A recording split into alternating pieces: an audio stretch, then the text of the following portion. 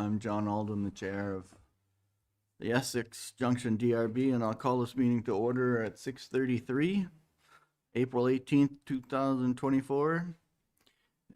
First item on the agenda is additions or amendments to the agenda.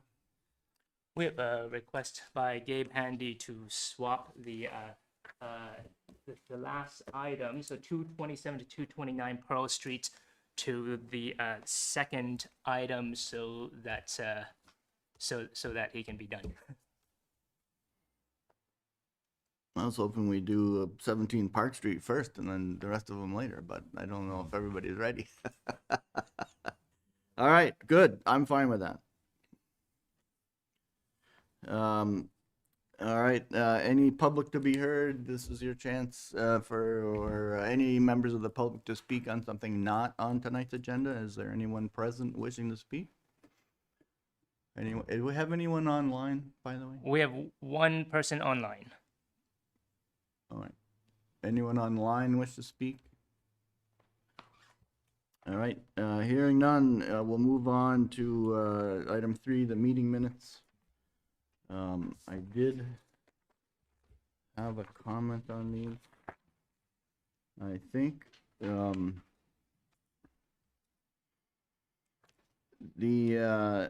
in the additional conditions as follows, on page 2, under the second item, the applicant shall confirm applicability of Vermont Fire and Safety Code. It left out the other piece of that, which was the energy code. So it's listed in the minutes above under item 6, and it just never made it to the motion. So if you can just make sure that gets added in, that would be all I had. Anyone else on the minutes? Take a motion to approve as amended. Move to approve as amended. Any further discussion? All in favor say aye. Aye. Aye. Motion carries. Thank you.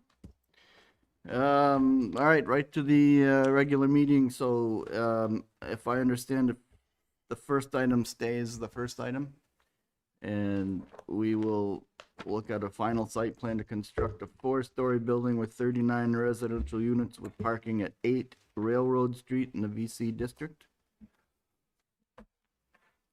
Ryan, anywhere? Scott, do you care which tables you have?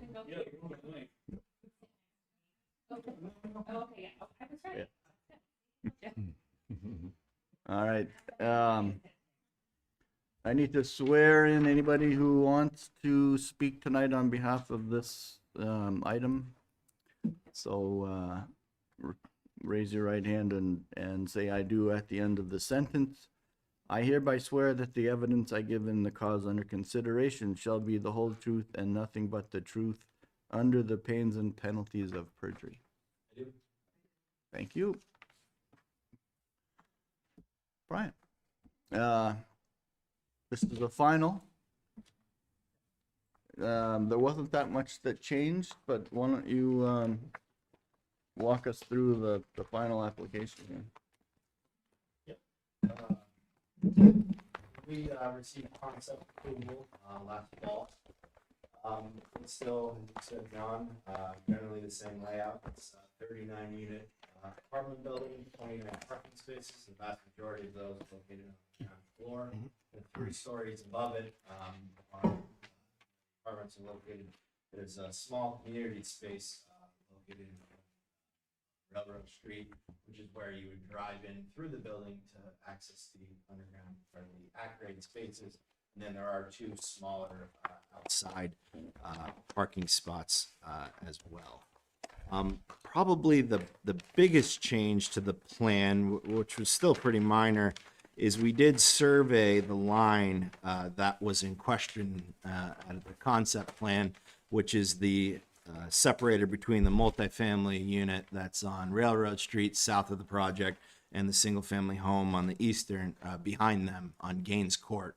And the reason that line was important is that's where our 15-foot buffer to the single family homes was determined that it had to coincide with. So that shift actually happened about 6 or 7 feet closer to Railroad Street. So you see the jogs and the buildings don't line up exactly like they did at Concept, but that was the most substantial change. But everything else in front of you is pretty much the same. The architecturals are generally the same that were submitted at Concept, but Dan is here to answer any questions you may have. I did have some questions. All right, Chris, is there anything in the staff report you want to highlight? Yes, there should be. Just let me bring those up.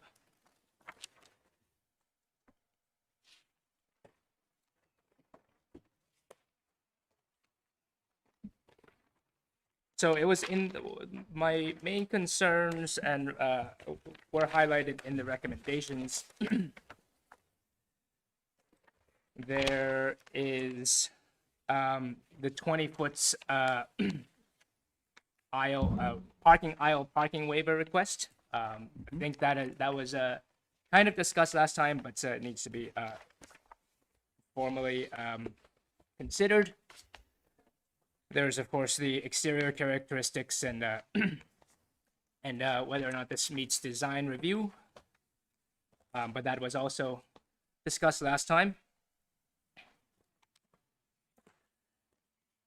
And there is a point about using an alternative species for landscaping instead of the gray dogwood that's in the staff report as well. So I thought most of this application was pretty complete. There were also a few other technical issues that there was a revision that was provided pretty recently, and the city engineer still needs to do a little bit of review, but we have looked at it, and the outstanding issues are all minor and could be sorted out after. But from the city engineer's latest review, there is a comment about proposed overhead power service and whether or not the pole at the front of the building is supposed to be put underground, or if leaving it above ground is acceptable.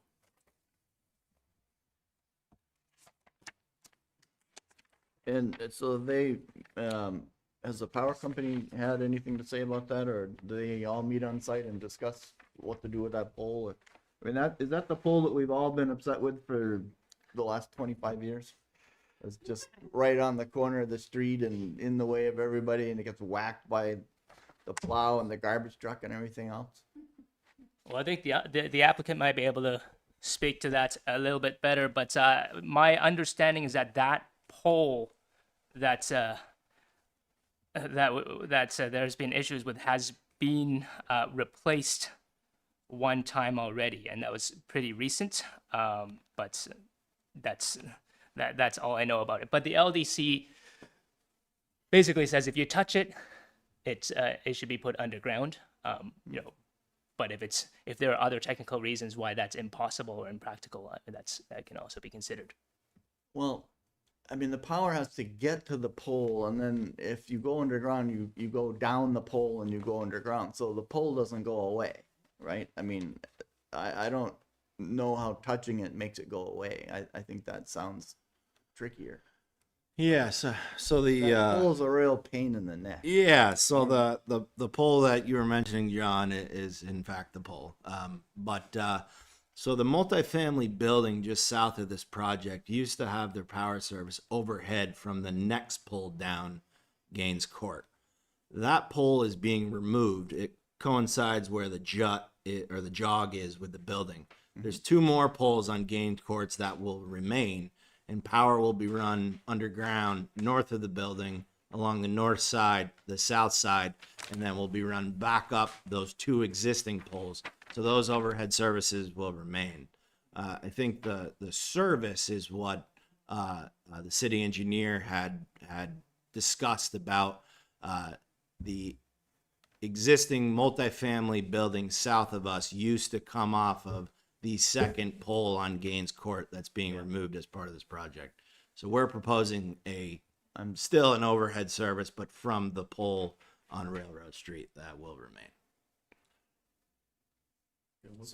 John, 1 second, please. I went to met with Scott Fraser today before I came here because I knew that question was gonna come up.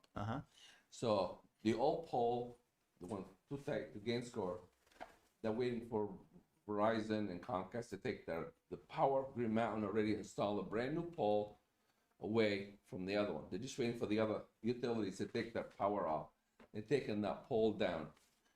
And then it was going underground from this corner pole here. Can you come closer? That would be helpful. It's Or- shown on the plan too. Yeah. And it's going underground to the transformer where he told me then to feed this transformer. Yep. And then he X'd this pole and this pole. They were coming right out. He said, Oh, okay. So he took the yes. The And, next two. and then he was going to take from the back of the building where the transformer is Yeah.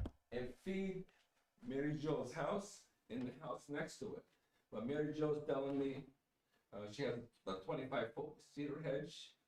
She wants to make sure that it doesn't get disturbed and how he's gonna get to the weather bank. Yeah. But that's the layout today from Scott Fraser. So you leave the pole that's out there by Railroad Street, but you go from that pole down and underground all the way back to the new transformer? Yes, I can walk over and show you. I think I got it. I got a plan right here. Yeah. He did this for me.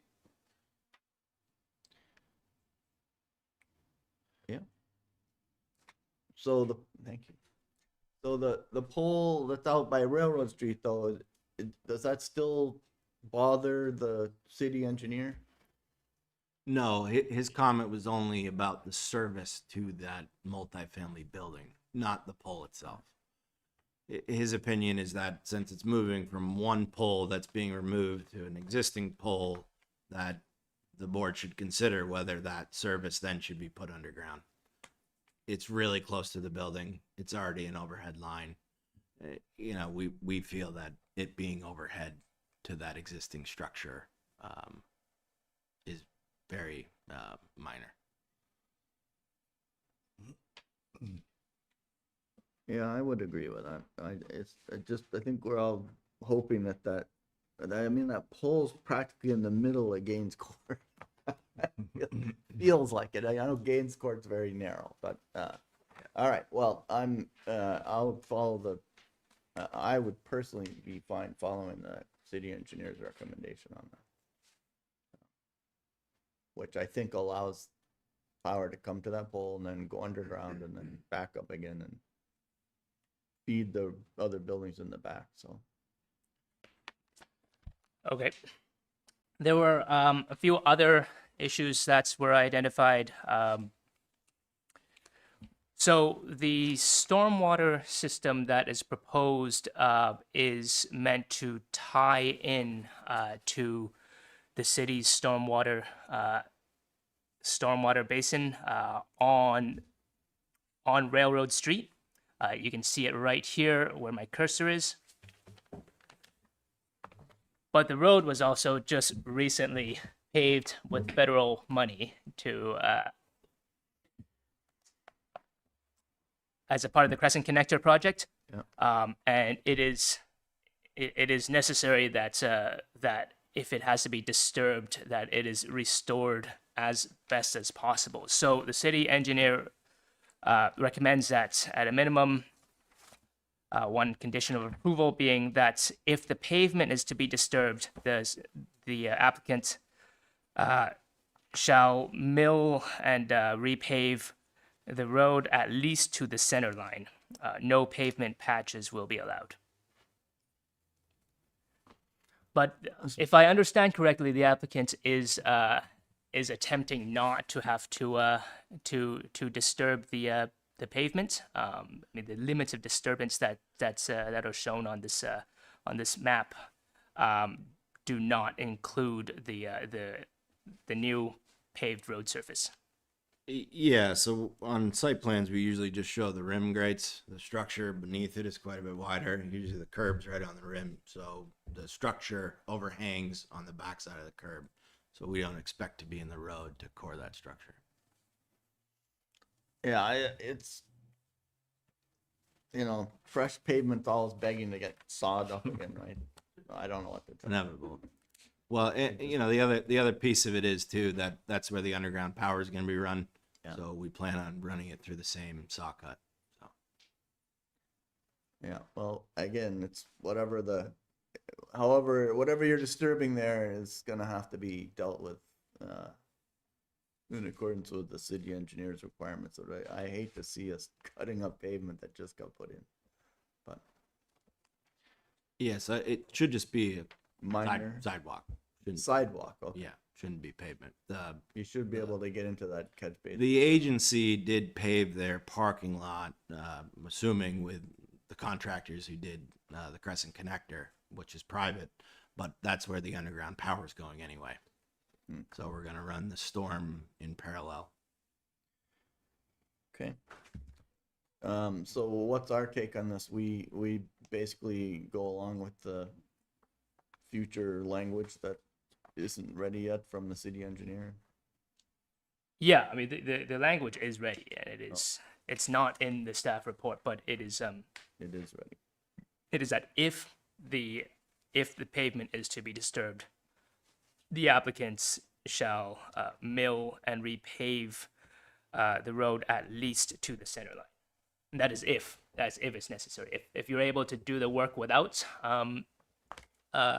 disturbing the pavement, then that wouldn't apply, that would not apply. Okay. Anything else from the city? There was an additional recommended condition of approval that if there is excess snow that is on site, it must be, and if it can't be stored on site in the snow storage area, that it be removed from the site.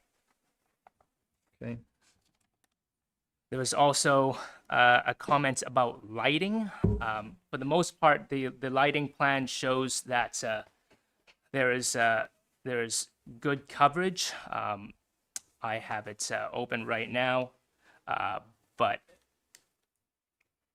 the gist of the city engineer's comment on this is that there are technically a few spots, like over here, for example, that the lighting plan does not show what happens, and because the lighting plan numbers cut off at this circle, he was unable to tell for sure if there would be much light trespass to towards the adjacent properties. I can tell you just from the numbers, we're looking at 0.2 foot candles by the time you get to the edge of this. I don't think it's a significant. If there is any light trespass, I don't think it'll be very much. I would say we don't know how dark this little sliver of the pavement will be. I would say it's quite minor, but it is something that the city engineer wanted to point out. So the light's dropping off anyway, and the numbers just run out before it gets to 0, is what you're telling me. That's what it appears to be. Yeah.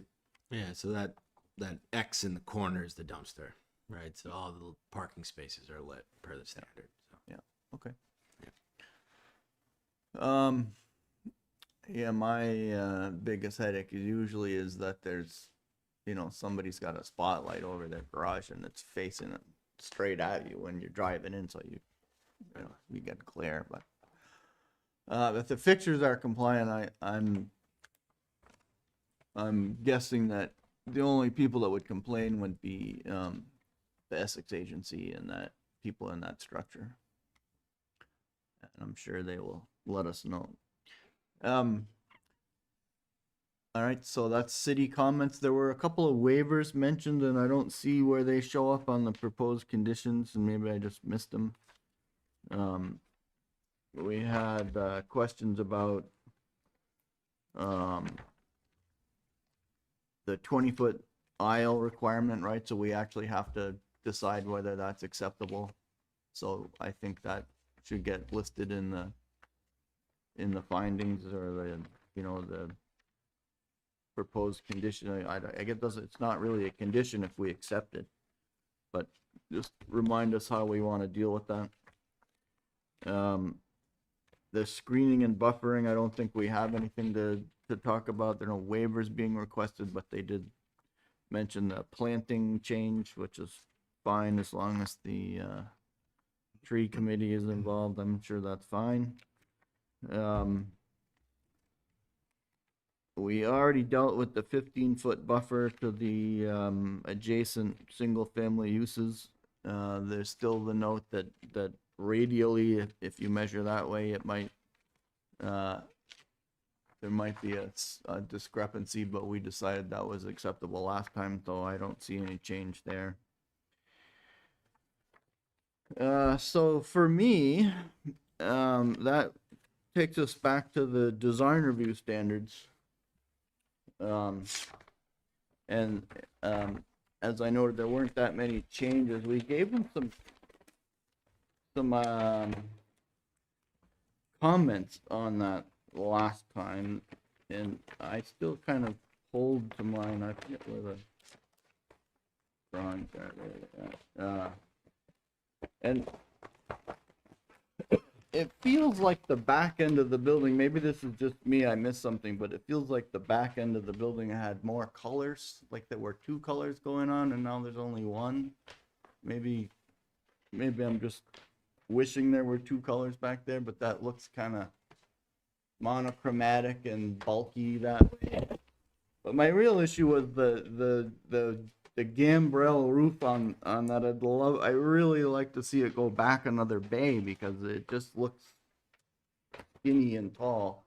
And I think that would really help the building if not to look skinny and tall. I mean, there's nothing wrong with the massing on that building. It's, it's a nice 4-story, 3 stories over the parking building, but the proportions of the front piece make it look awkward because it's not in the normal proportion. So it looks like somebody took the back end of the building and crushed the front of it down until it's too thin. At least that's just the way I see it. And if anybody else wants to comment, I'm only one person. I just think that color wise, we need some more color there. I would do something else. I would do something on the front to reinforce the nice, we got kind of a 3-bay thing, 3 bays split into, the fenestration, that you might want to pop something out there and at least do it with color if you didn't do it with a little trim, to reinforce that. I think layering some visual effect there is really going to be helpful to keep it from just looking like a tall flat surface when it could be, especially with that style of building, you're often seeing a little bit more trim. So that would be my recommendation, to maybe add some color on the front piece that's doing its own thing, and go to a 2-color scheme on the back, or even if it's, one chunk of the building, because it's kind of in chunks. One is one color, and then you've got maybe a pattern going there. I would break it up a little more, and see if we could get that gambrel piece to be a little bit deeper. Anyone else have a? I thought there was like a gray and Sorry, red the first iteration. Am I not remembering that? Like in the back, it was sort of like red, red, and then maybe bringing like a red or something from the back to the front. I don't mind the front being a little subtle. I mean, I'm not saying you got to bring those colors, but I think they'll be, if I'm looking at this building from the outside, I think you've actually done a really nice job of breaking up the massing, but then you paint it all the same color. It takes away some of that, and I think just with some color treatment, you'd take care of that piece pretty well. It's not a brick building. It's not supposed to look like a brick building. It doesn't need to all be red. just seemed like a pretty easy fix on the back. The front, again, it's just, I'm not saying I've never seen one like this, but it's just a little pinched up there.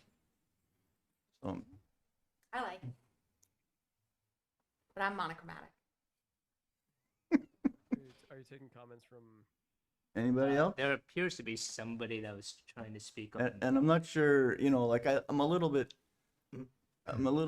interested that it shouldn't really be a I like it, I don't like it kind of thing. I think, we're really trying to be a little more objective about, how it fits into the pattern of the village and those kind of things, although it's hard not to be a little subjective.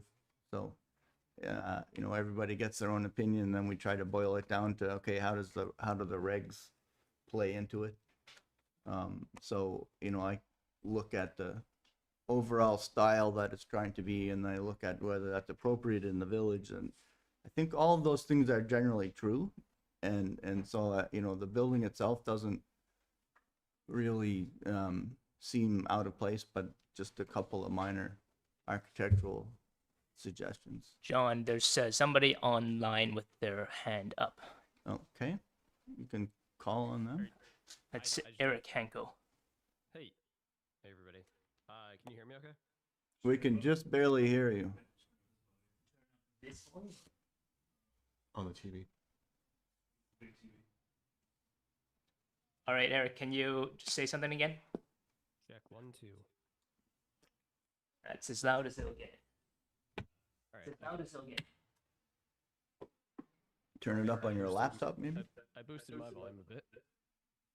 That's better. Here you go, a little bit. Better. Yeah. Okay. I was just. I mean, are you taking comments from? Yeah. Go ahead. You're on the floor. We see you. Okay. Yeah. I mean, I agree, John. About. Looks like a bit of an optical illusion. I guess the windows makes the length of the. I don't know. It does look like it was smushed together a bit. I agree with your sentiments. I guess is what I'm saying. You asked, am I alone up here? And I'm agreeing with your sentiments. I think that the coloring it looks like it's a bit strange. But there was a design at one point that I thought that pretty much everybody was in agreement with. It was like a really nice design, and it seems like it's deviated from that since. So yeah, that.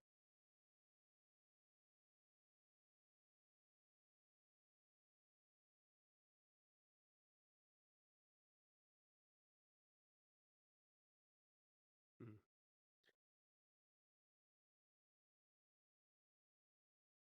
I mean, it doesn't at least seem like it's in the historical sort of junction style in some of the other buildings. If we're trying to maintain that, is just the way that I look at it. Like I loved I think the first iteration was some brick, like the idea of brick. I think that the Essex agency has kind of a nice facade and doesn't quite match that style, but yeah, I'm not clear on the exact guidelines of the town, but of the city, but yeah, those are my thoughts on that matter. Thanks for giving me the floor for a bit. Not right now.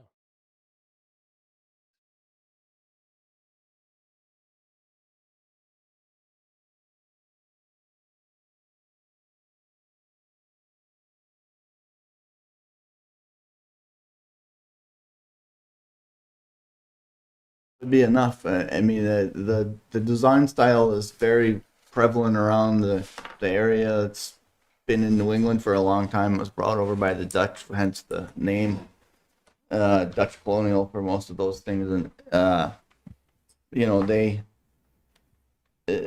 have certain proportions, and I'm just saying, if we're doing that, that's fine. But let's try and match a little bit more of the proportions that style has. Typically you see mostly it's a barn, right? So barns in Vermont, they almost always have that framing style. But it is used on a lot of residential structures and other similar structures. I have no objections to it. I'm just trying to add enough architectural detail to it to make it a stronger player in the village, in the city.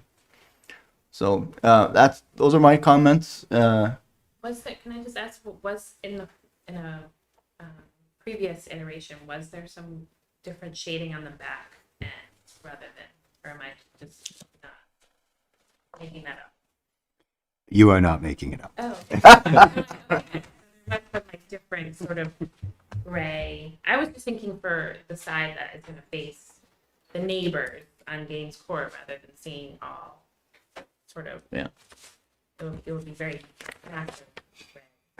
It might be like Absolutely. a little sort of to make it less like hello.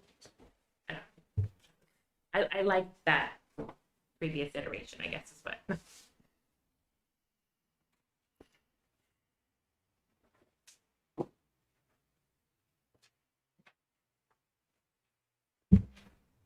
Good.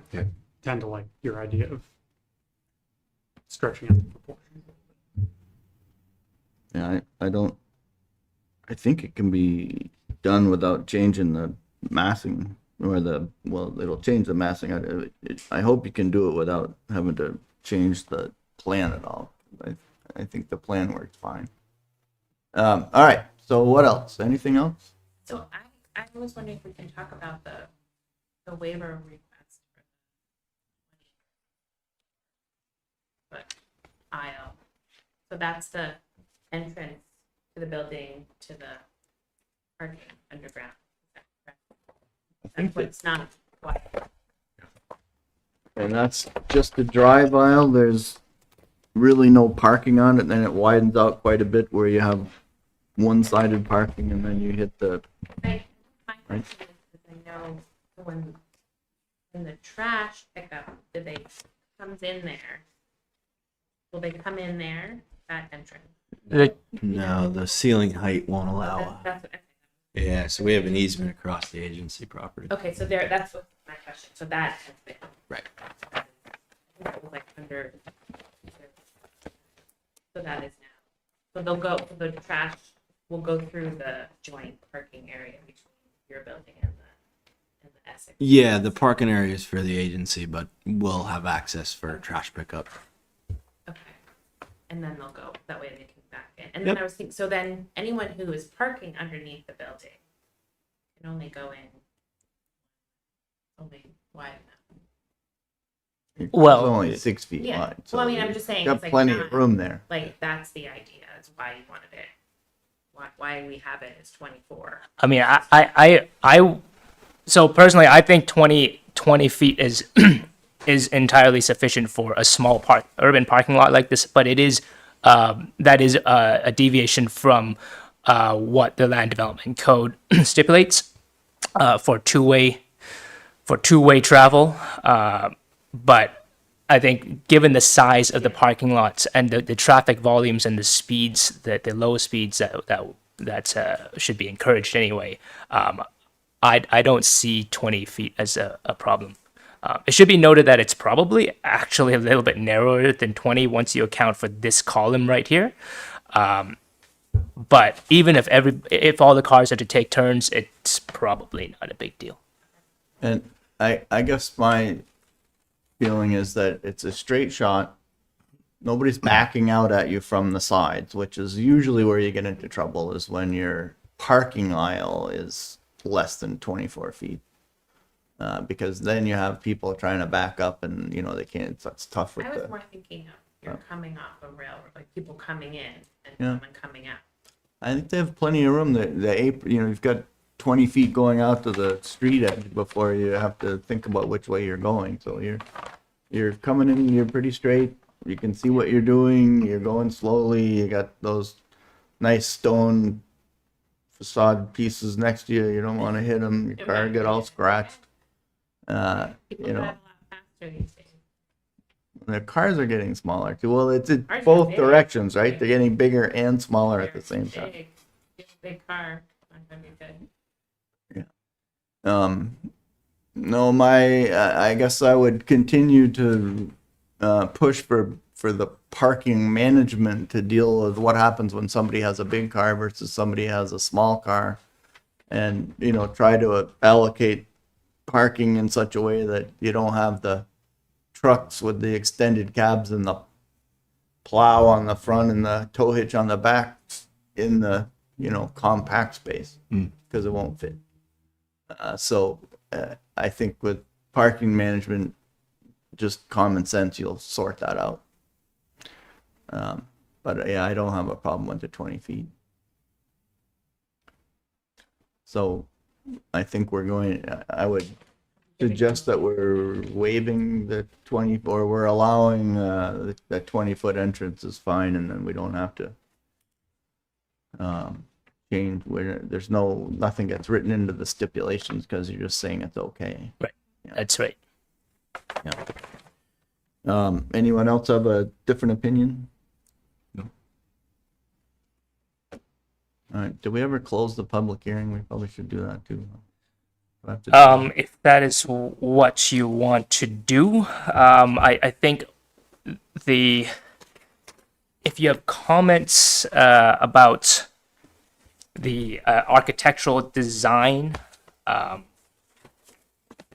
that require basically the plans to be changed, I think there's some complication with that, right? It's a little bit subjective when you describe what changes you're looking for, but if you plan to approve this, it would be and leave it up to staff. That it's you see what I'm getting at. There's a We've been known to do that. bit of a challenge there. Yeah. So one option is to leave the hearing open for one more for a revision as a kind of cleanup item, or if you have very clear instructions, very clear direction, staff can attempt to deal with the changes as a condition of approval, but there's always a risk with that. Mm-hmm.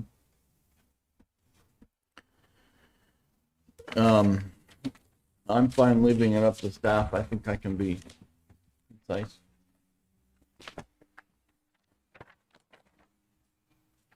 Anyone else have a, right? Yeah, I'm good.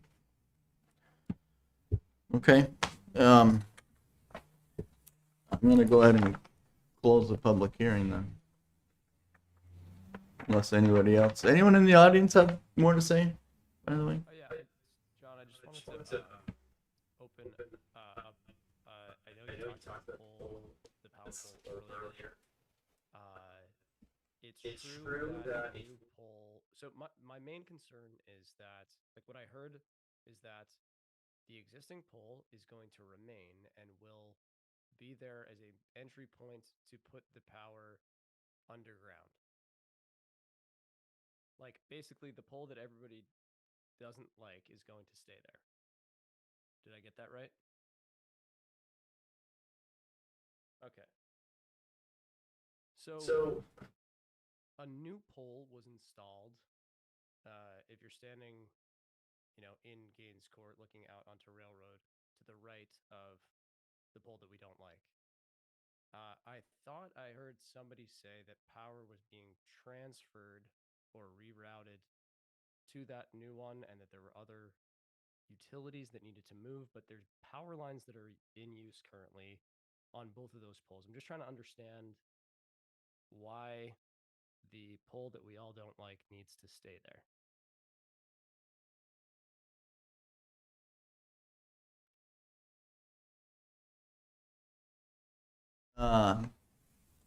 Feeds the whole area as far as I can tell. So the new pole, Brian, maybe you could just walk us through it again. The new pole is actually on the north side of the proposed building. Where the cursor is now. On the screen. Yep. They're asking where the new pole is installed? The new pole is installed. Yep. And the old pole's still there till the Comcast and Verizon will take their, move to the new pole, Yeah. they're gonna take that right out. So are there two poles right Yes. right together now? So there's that one, and then there's one in front of that one. Yeah, so there's one just to the north side.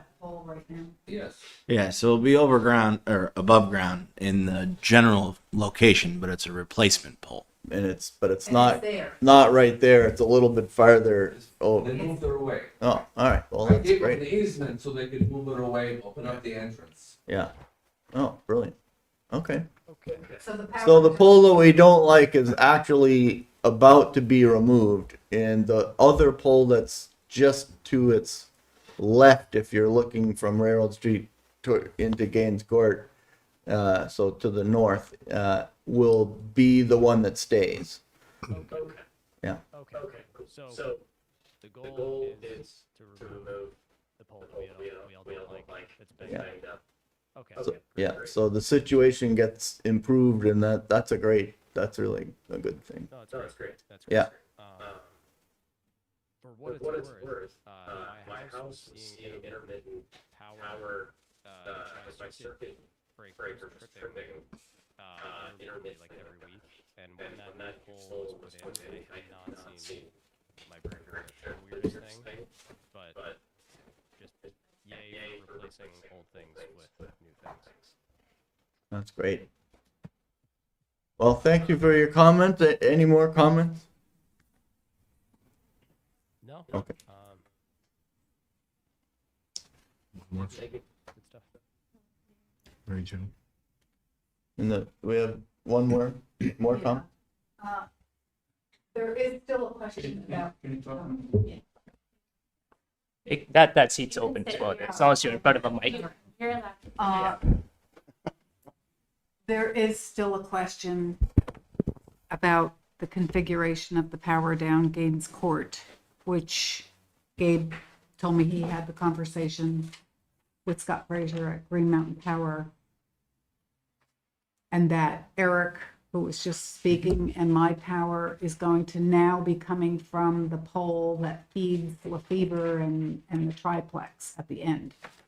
Yeah, Brian, maybe this is where you help again, but there's under the proposed access and utility easement, you've got a transformer pad way in the back by the dumpsters. And then you've got another line going from that, and it's all underground from Railroad Street. It goes underground to that transformer, and then it circles around the back of the building, and there's a new transformer that's on the back corner of Gaines Court. That's correct. Yeah. And that Back fence. one that's all the way back around is going to be the one that refeeds. Right, The and I do residential. have concerns about that I need to discuss with Scott, because my electrical panel is on the left side of my house.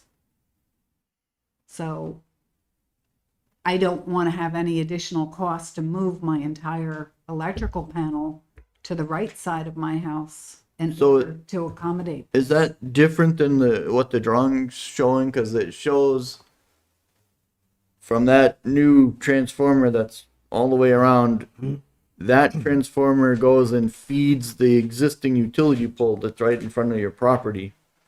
And Yeah, that's then, going away. There's no easement for that one. um, The plans, on this, it says existing utility pole to remain, and then and it's existing not going to. overhead power to your house is gonna remain. Yeah, So is it's- that different now? Yes, that pole right in the center of where the green rendering is going away. There's no easement for it, and it can't be accommodated with the closeness of the building. Hold on. Yeah, So your house is right here.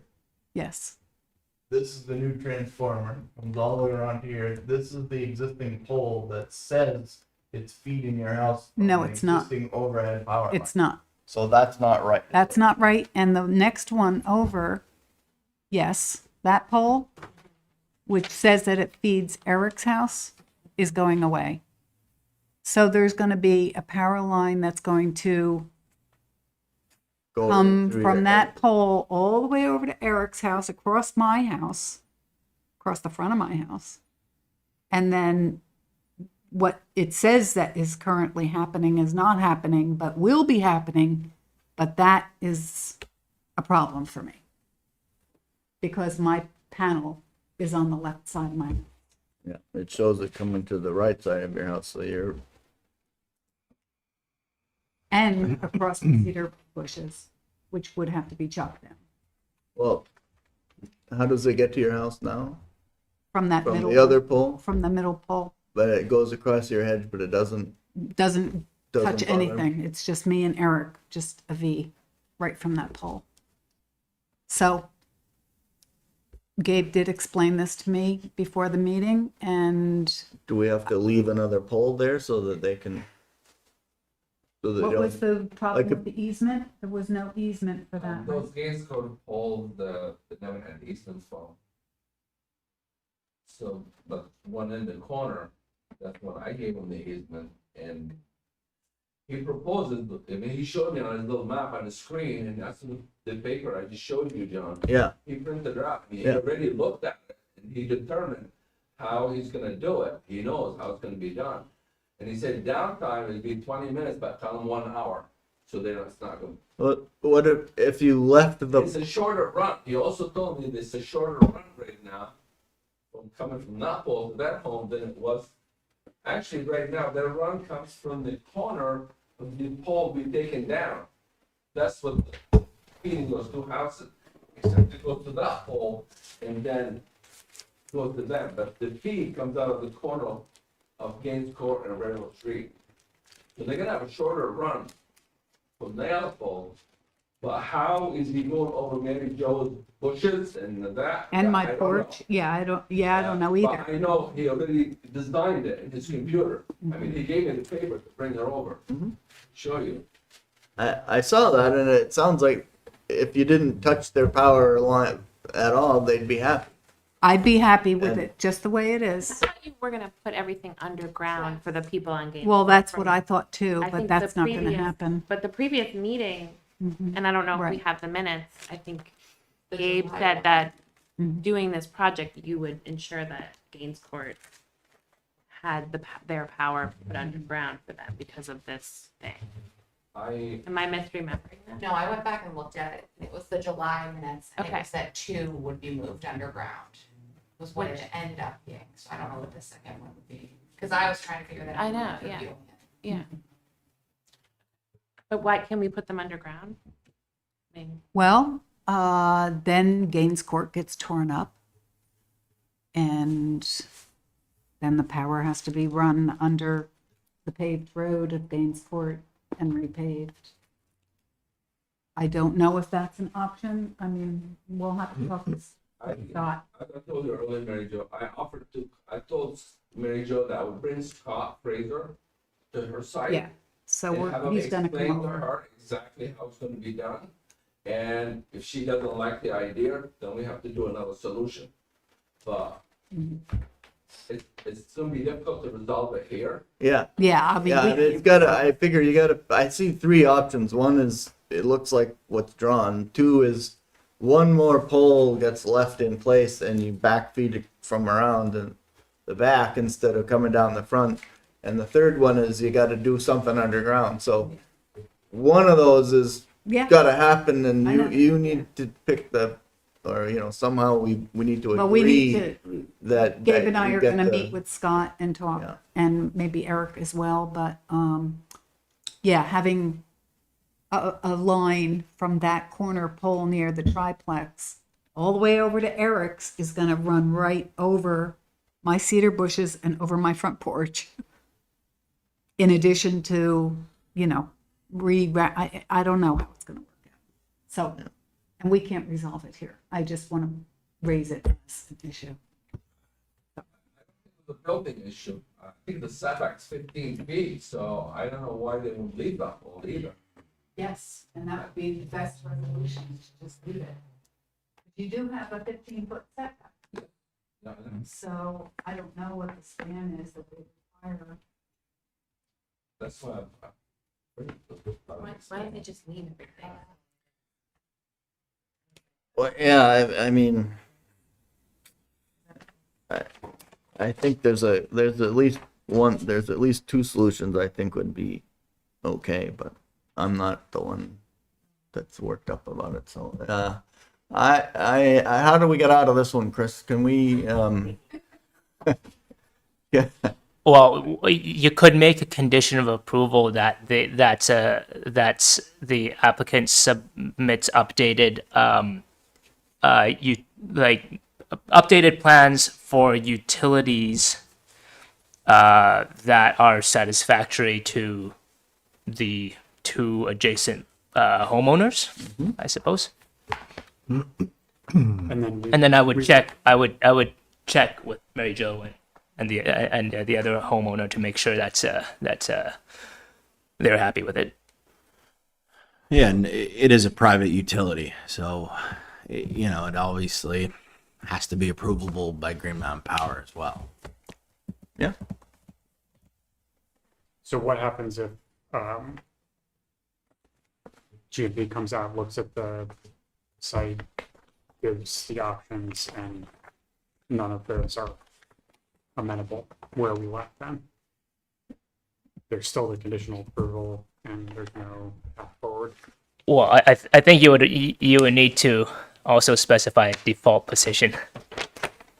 Could you condition it as the landowner will make a good faith effort to work with the homeowners and Green Mountain Power to come up with the satisfactory power service? I mean, do you, that, everything needs to be moved to build that building? Or can you? No, so there's 4 poles on Gaines Court. We have to remove 2 of them. Was my understanding. Sounds like maybe. Do your, Yeah, it sounds like today maybe Scott Frazier was worried about easements with the last 2 poles, but I think that's something that can be worked out. GMP is always gonna try to get an easement if they don't have any way that they can. Otherwise, they can't go in there and work on it, or whatever they want. So even if actually with private service, GMP given the opportunity, will try to go get an easement for whatever service it provides. So it's probably where. I think it should all go under. But she might lose more of her hedge that way than going, right? Because you had a Okay, yeah. All right. I need an answer for how that works. Well, I think the suggestion about wording it as a good faith effort is perhaps possible. I don't love that. It feels very gray. Well, we don't have an answer, so we have 3 options. So What are the other 2 then? go underground. Oh, I thought you meant our options. Good faith effort. No. We could do conditional approval, but we have to figure out what a default position would be. Yeah, it just seems like this has been like this was brought up in July. That's what are we gonna do? It was brought up again at the next meeting. Is what are we gonna do? And now we're back, and it's still what are we gonna do? And Mary Jo's bringing it forward. So I would rather have a stronger stance on seeing it happen, so that it's not just like oops out of our hands, and she has to move an electric panel for not her project, not her.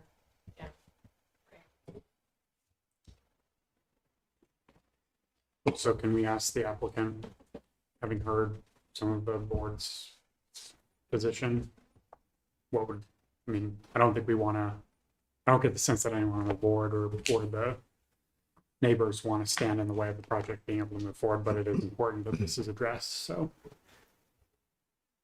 Well, that being said, Mary Jo, or the people, since they're here, if they're okay with a good faith effort, I'm not gonna demand something different. I'm okay with a good faith. You should ask Eric. I mean, Gabe proactively came to me and told me what the plan was and fully on board with it, but we had agreed that we would talk together with Scott.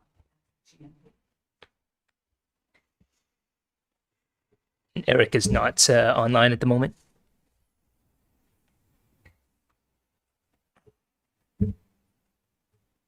So what we're saying is we're expecting a good faith effort by the developer to work with the 2 residential properties affected on Gaines Court to find an acceptable solution.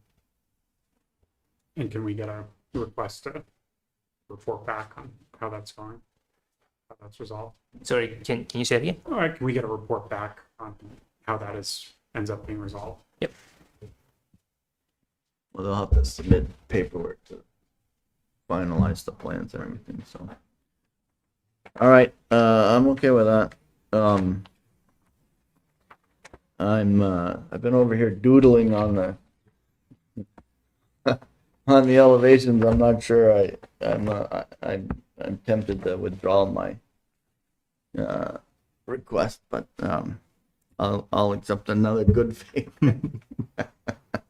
All right, so are we okay closing this meeting now, or what? Or what's the board's pleasure?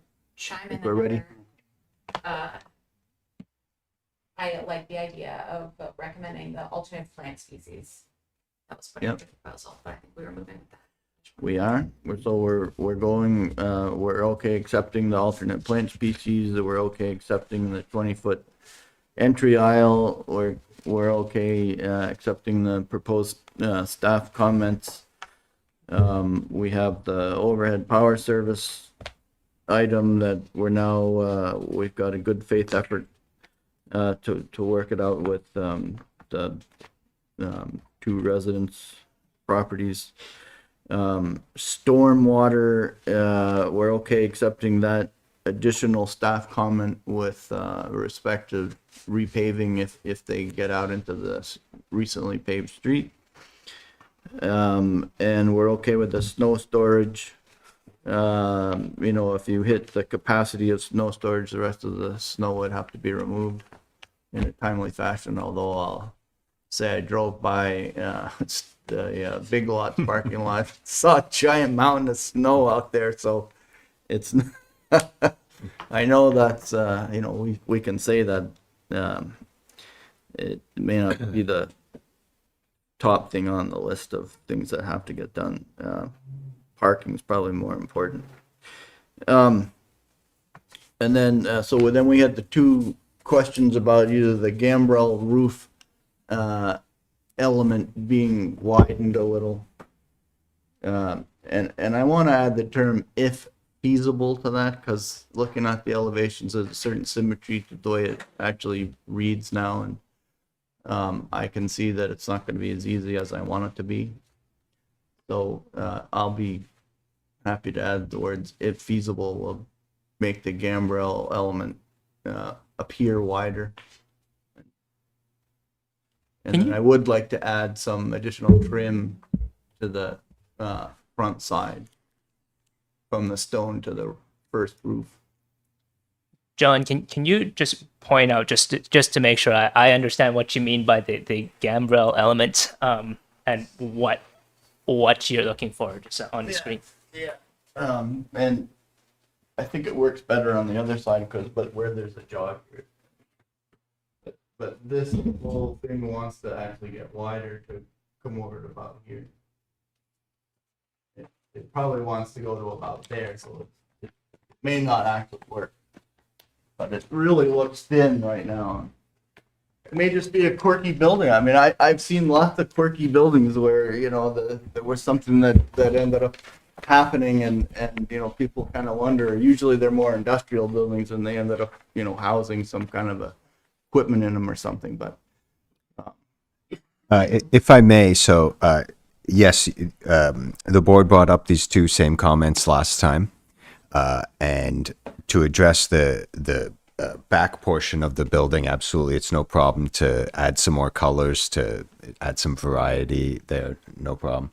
And I'm certainly more than willing to explore re-exploring the front piece.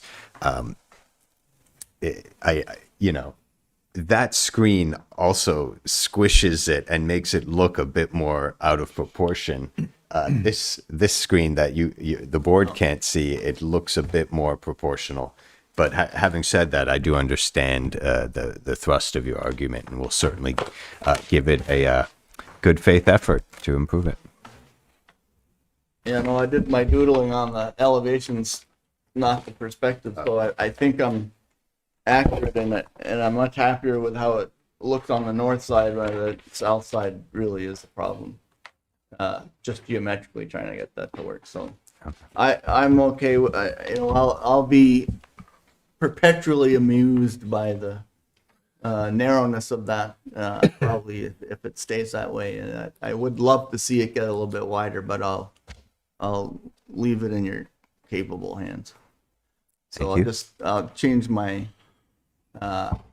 comment to you know, if what I say possible, if Feasible. if feasible, yeah. Make it a little wider if feasible. Thank you for your flexibility. All right, so do we think we have proposed conditions? I'm gonna close the public meeting because I think we know what we're doing now. And we've kind of been talking about these final conditions. Do you think you have them written out now? I have them written out, but I just wanted to confirm did you have any, did the board have any concerns with the lighting plan? No. No. Okay. I have what I need. All right. So can I get a motion?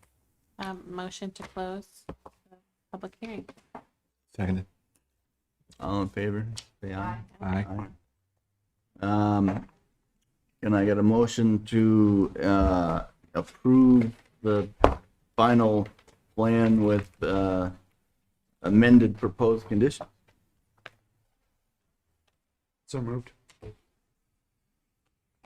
Seconded. Any further discussion? All in favor, say aye. Aye. Aye. Aye. Any opposed? All right, motion carries. Thank you very much. We're gonna do number 2, and are we staying in the revised order, or what are how are we doing this? We swap? Yeah. All right, so then, so I'll read this. Did you guys all swear in the last time with this? I didn't. I wasn't Alright. part of that project. All right, so anybody who is giving testimony on this project but did not swear in before, please answer I do after I read this. I hereby swear that the evidence I give in the cause under consideration shall be the whole truth and nothing but the truth under pains and penalties of perjury. I do. Thank you. All right. We are on conceptual site plan to construct a new building with 39 residential units and parking at 227 to 229 Pearl Street in the MUI district by Handy Hotels and Rentals, agent for Minot Real Estate. So I think the board might remember that I was here for my lot, maybe the end of last year, for a building that looks pretty similar. The biggest change for this project is that the building has sort of swapped sides. And so instead of being kind of along the property line with the single family home, which it was before, it is now more in line with the multifamily on the other side. Obviously, the building has also changed architecturally. There is some parking under the building, which is now being shown sort of in the back. But a lot of the nuts and bolts and engineering wise is pretty much exactly the same. It's the same amount of impervious surface.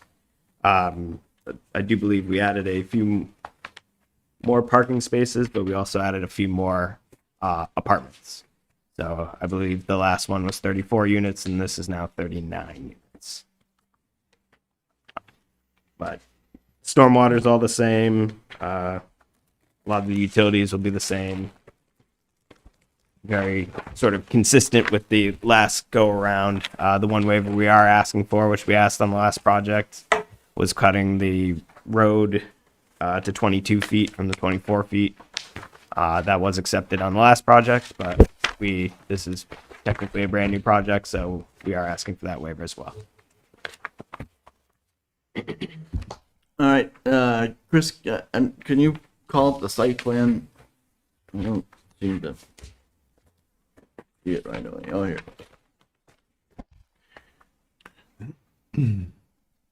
And we made it through final before on this, or did we? Yeah. All right, so we're coming back just to say, hey, we got a different idea. We're gonna check it. So this is conceptual still. Yeah. But Yeah, you're pretty far along because you had most of your engineering done already. yeah. We have an accessible front door on Pearl Street. We do, yes. So the accessible spaces are right sort of in the front there. You can see the Yep. two there. Yep. You can go up a curb ramp and then over into the door. And what are we gonna do with that lovely transformer right there in the front? Is that, you'll have some screening, this is only conceptual, so we. Yeah. So we have not pulled in a landscape architect at this point. Staff did ask me to do my best. I have no idea about plants, so I just put a bunch of green. But if you remember from the previous project, we did screen the transformer and intend to do pretty much the exact same thing. And is there a back door or a stair entrance or something? I don't have the architectural in front of me, I can throw this up on the screen in a second. but I do believe there's sort of like a hallway that connects the front door to the sort of that back parking area. just, I know we've had some issues with parking and getting back and forth, from the back to the front of the building or the lot. But it doesn't look like we have that issue here. I think there were some other comments related to amenities or other things that might be offered on the site plan for the residents.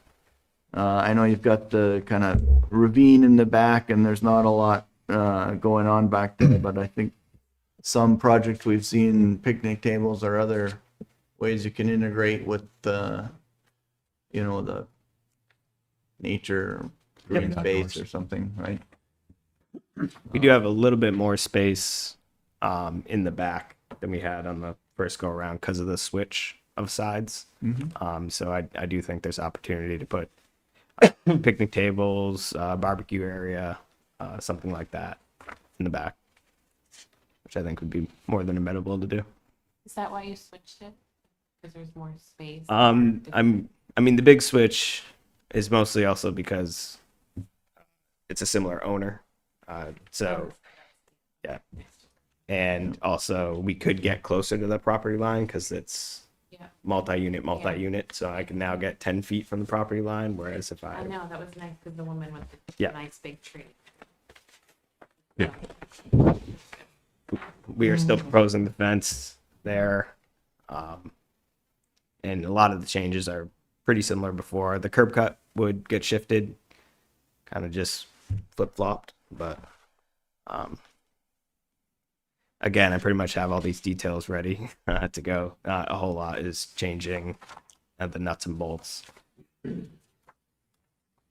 And I guess my comments are more architectural. How far apart is this building from the adjacent building on the left? Is it 25 feet or something? So I think it would be, because I do believe that building had to follow the same 15 foot. So I think you have 15 foot and then 10 foot. So I think it'd be 25-ish feet.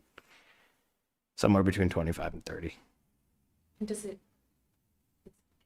is it a parking lot that it backs up, or is it a building? That's a building right here. It's the Yeah, building. so you're kind of waving at your neighbors. Okay. And which building is that? It's another apartment building. It's another multi-unit, multi-family, Yeah. or a similar entity.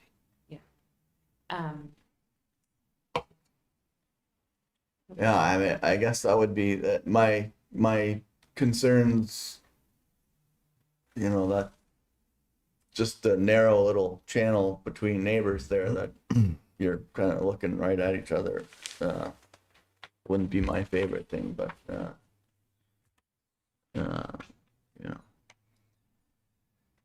This is the building that's that will be beside. None of the existing buildings on site exist anymore. They were removed. You do like a green space because there's enough room to do something between them. And there will be 25 feet of green space. So I mean, And it's not substantial. Yeah.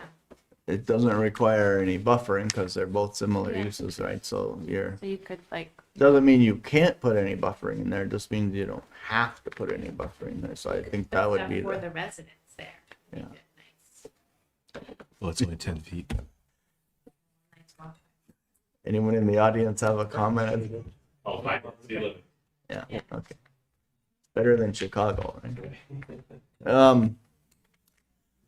All right, architecturally, I guess I'm kind of interested in the stuff that's happening at the front, although it looks nothing at all like the surroundings, so I mean, we all have to be kind of ready for that.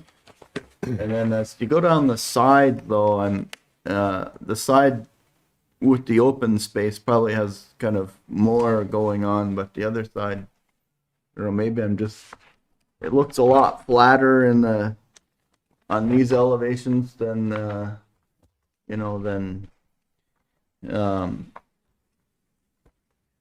mean, it just looks super boring to me. What is the kind of shaft at the front? Is that an elevator shaft or a design element? Fortunately, I'm not the architect. Yeah, we lost Dan. Yeah, I do believe it is the elevator shaft. I think that would probably make a lot of sense. Yeah. Okay. And then that's the main entrance there. Yeah, that's the front facade. Yeah, I guess I'm only sensitive because the hotel that's going up, next to the Good Stuff store is much less elaborate than it was originally presented, and we did not have design control at the time, so we couldn't really do much. The building that was presented when the site plan got approved was a lot more interesting architecturally, and what's gone up is disappointing, in my opinion. And I really don't know that we have an interest in perpetuating that type of thing. This is actually more interesting, but I just want to make sure as you're driving, down, you're not just looking at the front. You barely have time to really see the front, but you're watching the sides, and I think we owe it to ourselves to have a little more design going on down the sides. And I'm not sure, these look more interesting than the flat elevations do. So I'm having trouble, kind of lining these up and knowing what to expect. Like, I don't think the back and, that faces the woods is that critical. Maybe There are some neighbors back there that can look up and see this, but, for us, and the reason that the planning commission tried to change the rules and did is that, as you drive up and down those major arteries coming in and out of the city, all of those buildings are important now because that's where you come in. That's what you're seeing. And we wanted to say we're expecting a little more out of these big buildings. And, I think the people that are working closer to Five Corners are doing a great job of trying to provide a higher level of design there, and so then when you get kind of this, it feels like we're a step or two down, and I'm not sure I'm happy about that. So taking some quick notes, maybe we're feeling kind of okay about the front facade, like sort of that development. And maybe add additional components to the facade that you see as you go west on 15 out of town. So I don't think you'll really see the, I guess it would be the western side because you'll be 25 feet away from the other building. But I do agree you will see the side, one, because you're driving in that direction on 15.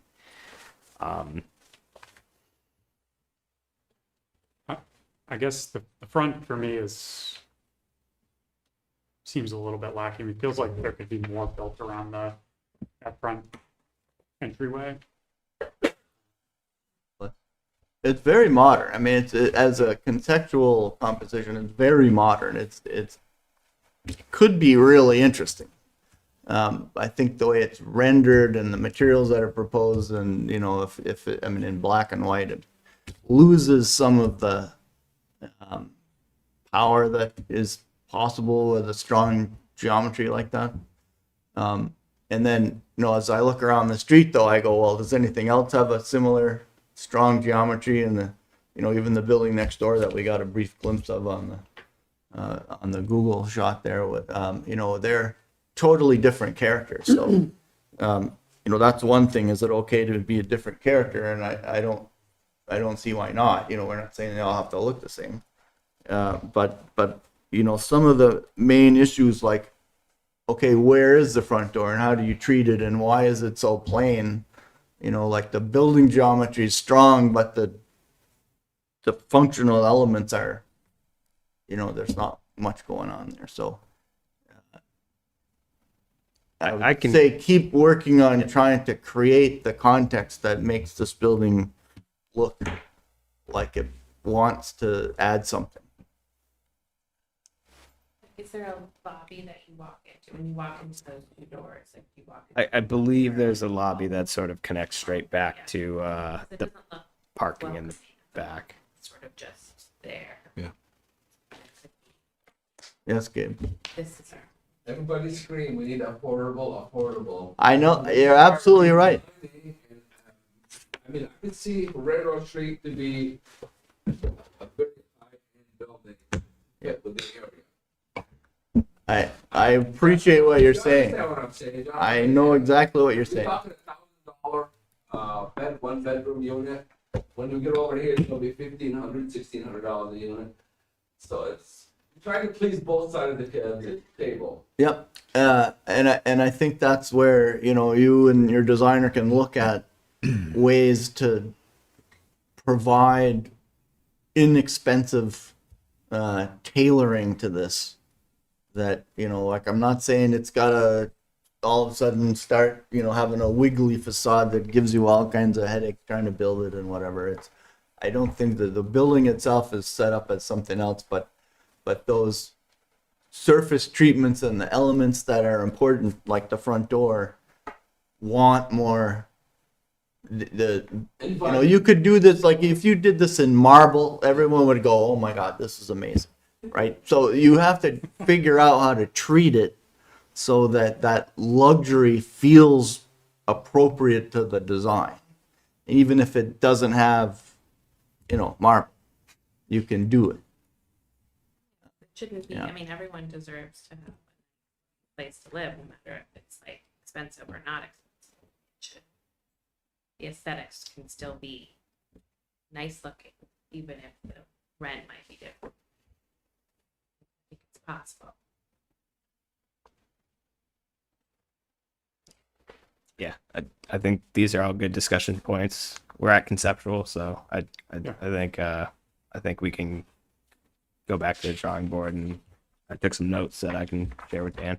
Like, there was a building on North Winooski that has a big red stripe in it. You know, that's kind of, right, that doesn't do a lot of fancy stuff, but the big red stripe is a eye catcher.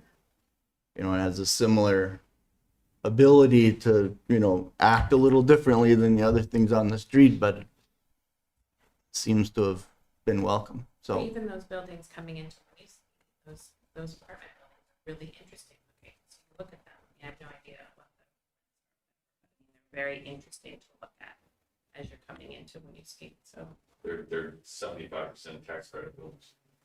well, they're still nice looking. They're Right. not cheap to build. no, there, and I don't get me wrong. I give you guys all the credit in the world for delivering affordable housing in a way that is, in my opinion, is doing a better job at it than the heavily subsidized other buildings that we're seeing by some of the larger developers, because those are not cheap to build, and the only reason they work is the way they're financed. This stuff barely works. I mean, Yeah. you could argue this stuff doesn't work. Yeah. Whether it looks like that or look like, I mean, it's Yeah.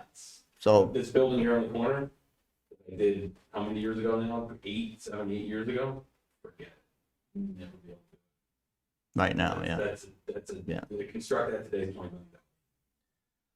I completely understand. It's our job to keep pushing. You know, we're gonna keep pushing. You guys are gonna do your best to see how far you can make it work and still deliver the housing that you're hoping to deliver. It's really it's a great thing that you're doing it, and everybody, we want housing at all different levels. That's all good. So I think we'll figure it out. I think you guys are on the right track, you know, on a track that will work. I just want to see if we can make some minor adjustments. Anyone else? No? So I think it's pretty clear that this is subject to design review, but I will just reiterate that this was the last version of this that had been approved by the development review board, which was this. At that time, the design review overlay district was not in place yet. So this is the first time a design review is being applied to this property. I mean, it sounds like the board has some direction for how they want to see this be updated, but I will say that if you want major changes, it may be a good idea to consider not closing the hearing and seeing a revision, because otherwise, if you close the hearing and if you approve the conceptual plans, the applicant will proceed to do additional engineering and get it to final plan. And then if you don't like it at that point, it will be more expensive to make any changes.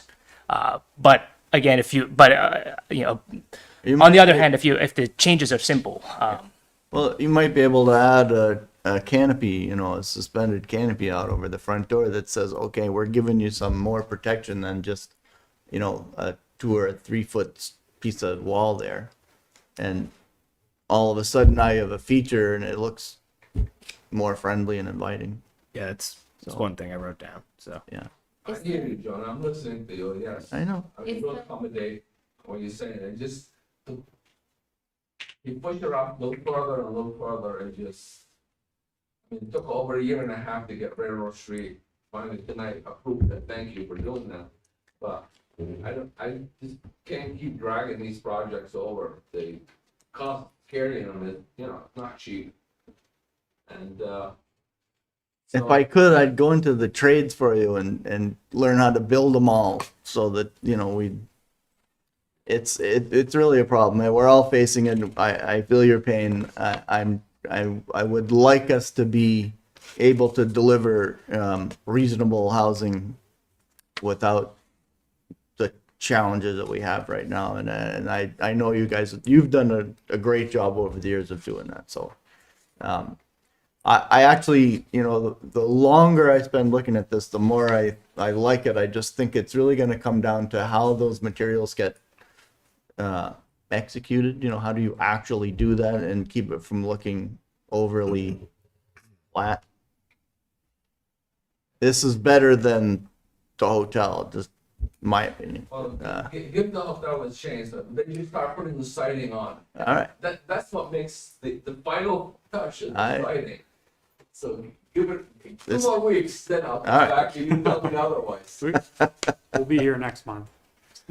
Yeah. That's right. I'll be Good. back. Chris, can All right. Well, I don't, I mean, fundamentally, it has kind of all the right stuff going for it.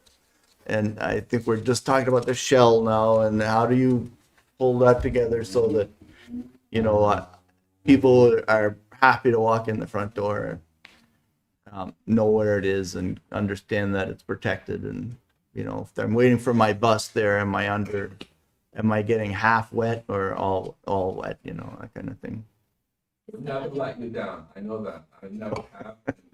let you guys down. We do a good job. We got the only developers working in this area and doing a very good job, trying to improve and add Yeah. housing. We just need sometimes just a little flexibility. All right, well, I think I've run this. Can- Yeah, go the, ahead. The picture you put up just a second ago, was that the original? This was the approved, this was the final site plan, architectural of drawings the from the, first- previous version. Okay, because I really liked that. And, I mean, It's more traditional. The Yeah. other one's energetic, yeah, though. I but mean, I you mean, have as to far as admit, like the it's a, side, what you see from the side and, you know, I don't know, Yeah. just had a little bit more interest. the side here has more interest. That's, yeah. But, you know, I actually like the front of the other one better, so that's. Yeah, you got, there's some real energy to work with right there. That can, yeah. All right, so, any further comment? Engineering wise, I think we're okay. We heard our comments. It's just more about, you know, how do you satisfy the amenity part of the project? And, you know, as you get into that a little more with the landscaping and the just finessing those features, I think you'll be fine. We had staff recommendations for this. I could go all the basic stuff. I don't have any other proposed conditions except I think treat, you know, some kind of a canopy or treatment at the front door, and maybe just a little, more study on the sides as you go down the building, just to make sure that that is being treated so that it doesn't look flat. And you know, like, I get part of it's supposed to look flat. That's okay, but now how does that transition to the next piece? And what are the materials? This may be one that's better suited for panels than siding. So those are my comments. All right, so do we have to close something? I never Yes. understand when I'm opening and closing. Yeah. So just like the other ones, this would require the hearing to be closed and for an approval or denial of the conceptual site plan. I'll take a motion to close the, Motion to close the hearing. Seconded. any further discussion? All in favor? Aye. Closed? No, all right, hearing's closed. I'll take a motion to, approve the site, conceptual site plan with, amended conditions. Motion to approve the conceptual site plan with amended condition. There you go. Second, Second. any further discussion? All in favor? Aye. Opposed? There you go. Thank you. Thank you. Nice. All right, on to the last. I need to. No, it's just the airport. It's gonna be the driver. Thank you. Night. Uber? Me. All right.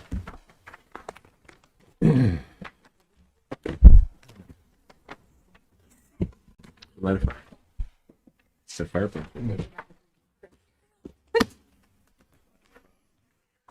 Last item on the agenda. And if we can, you know, this goes, we have, do I have to read the swearing in part again? Do we have new, did you swear in? Last time. Not tonight, though. All right.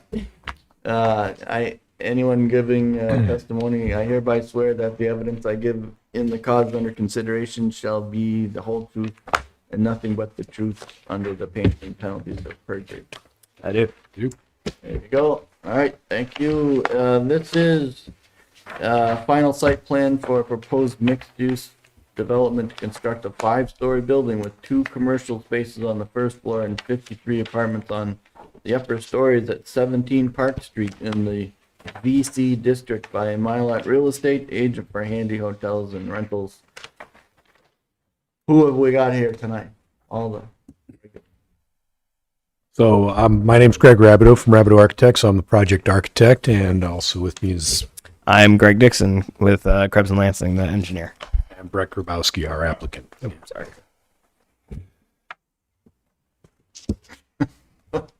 Okay, off we go. We've seen, I think we were all pretty impressed with the first version of this that we saw. It looks like it's been finessed a little bit more even this time. So maybe you can describe the major changes that you are aware of, and I think there were a few comments on staff review that if you want to address, that would be helpful. Well, I'll let Greg speak to the site development issues, of which there were a lot of just tiny details to sort out, utilities and curb cuts and the like. When we last talked about the building, I think there was just a desire for a little bit more refinement.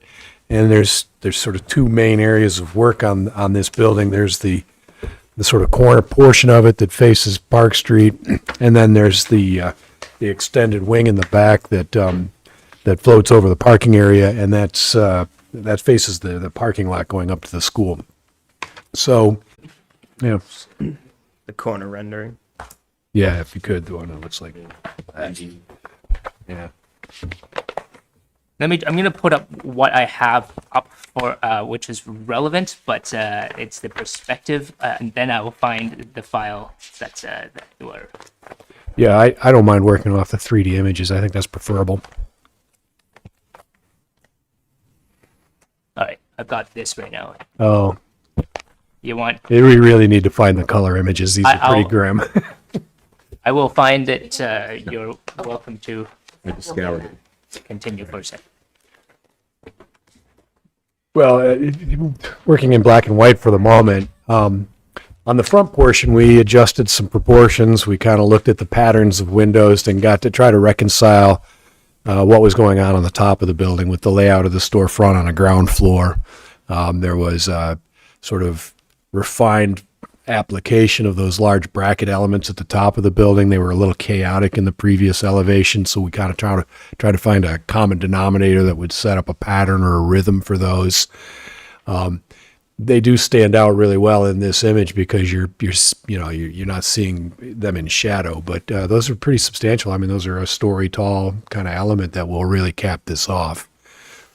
The thought process has been there'd be a strong through line going across the top of the fourth floor. That kind of ties into the other 4-story buildings as we go up the street.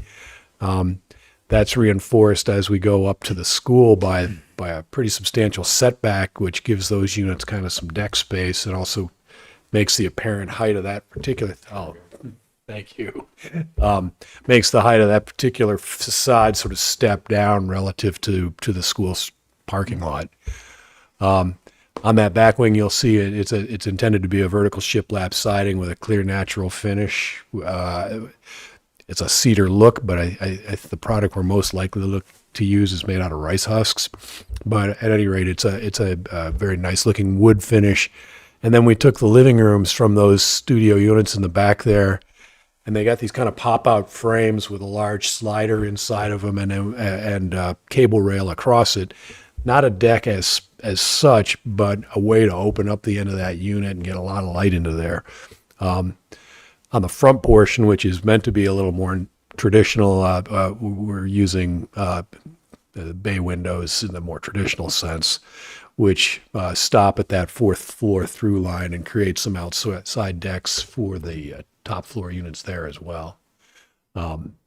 So the penthouse units, if you will, all through the building have some way to get outside, and that's again, you can see this in context with the other buildings in the series as they come down, how this plays with those themes. But we've worked hard to try to not repeat anything too much from building to building. So the color palette on the front is a palette of warm grays, starting with a kind of warm gray tannish brick at the ground level, and then increasing scale down the warm gray scale to for the primary siding body, and then the bay windows are dark in this instance.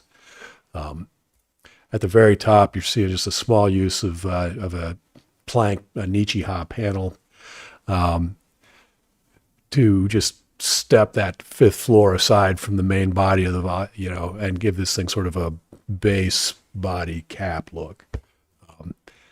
The screen colors are close.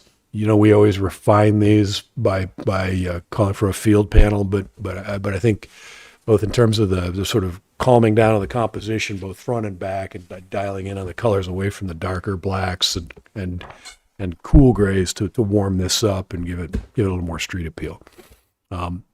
Very happy with how this is landing, both in terms of continuing the pattern on Park Street, but also come up with something interesting on that side parking lot, which will end up being a fairly major experience for a lot of people because of all that parking up there. So anyhow, I'll turn it over to Greg and he can fill you in on where we've come with engineering, landscaping, and lighting. Yes, I mean, a lot of the civil side hasn't really been changed too much from when you guys last saw this. It's just been really heavily engineered at this point. So we have gone through and got we applied for the state stormwater permit. This project will actually amend a stormwater permit because they're together with 11 Park. So that project together will be a stormwater amendment. We are still overflowing into the city sewer, but that likely wouldn't happen until the 10-year storm and above. Pretty much everything will be infiltrated in the infiltration tanks under the parking right there. Worked with city staff quite a bit to develop a lot of sort of, I think, minor changes from what I would see, but it did add a lot of different things. One of the other big changes is actually the space in between 11 Park and 17 Park. When we were here before you, we were on Conceptual. We were actually not interconnecting. I'm going to call it like the patio spaces or that walkway that is raised walkway to 11 Park right now. So now that raised walkway will stay continuously raised and will be sort of filling in the area between the two buildings, and that will kind of become an area where the businesses on the first floor could use for outdoor dining. It could also, you could just put benches out there and it could just be kind of a sitting area. It also interconnects well with the rear parking lots, both above, below, and at grade, because there are all three on this project. I think some of the other aspects where we were asked to look at a lot of bike storage. We did locate quite a bit of bike storage underneath the parking on the first floor. That is covered bike parking. We kind of located it with the parking of the cars, which made sense to us. Chris has sort of asked that we discuss with the board about possibly putting additional bike parking up in the front of the building. I don't think we're opposed, but we did want to have a conversation with the board that sort of the area in front of the building and in between the building is more of a pedestrian walking area, similar to like a church street where bikes are not, we're not really looking to have people speeding with bikes down this area and bringing your bikes into this area where people are eating and sort of congregating. Our thought is to kind of keep bike parking similar to car parking, drive your car right to the front door. That's sort of the same aspect we were kind of thinking is you could park your bike in the back with the cars and you could walk sort of pedestrian through up to the front of the building and use that as kind of a pedestrian throughway. So we did want to bring that one aspect to the board to discuss because we had quite a few conversations about that. Trying to think of some of the other things, Chris. Yep. One that we discussed, the ramp, talked about, because before we had the area in between the buildings drop down, so now we raise that up, now we provided the ADA access to the south end of the building, and then there's also ADA access on the north side of 11 Park Street. So when these are all connected, you'll be able to access the sidewalk from, the upper tiered sidewalk from either side.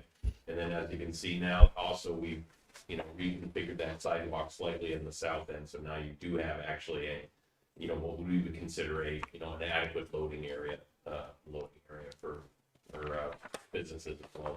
Then the- Yep. So on that south side, we are going to have that entire curb be flush. So there is 11 feet where a truck could park in there, but it will kind of be dual use also with a sidewalk. That when there's not somebody dropping something off, somebody could also walk that way back to the back parking lot.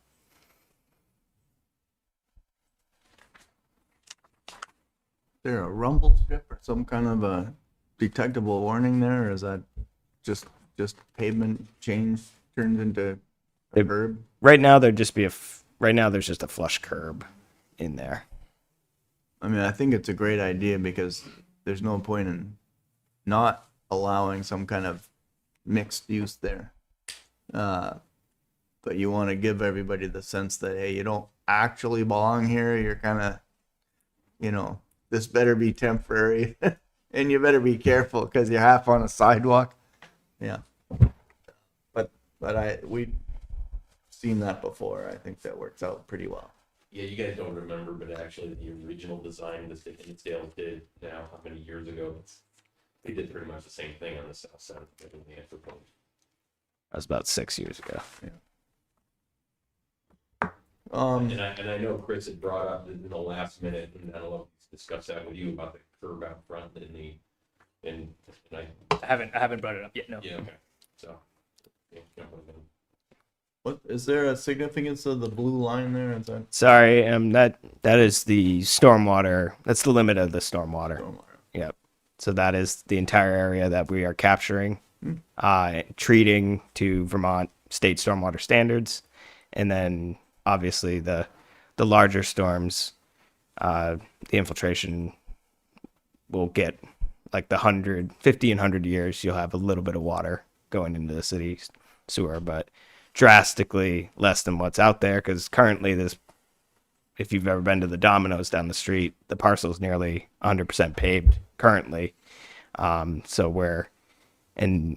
there is no stormwater treatment right now. So right now everything goes into the city sewer. But this one, a majority of storms will be treated on site.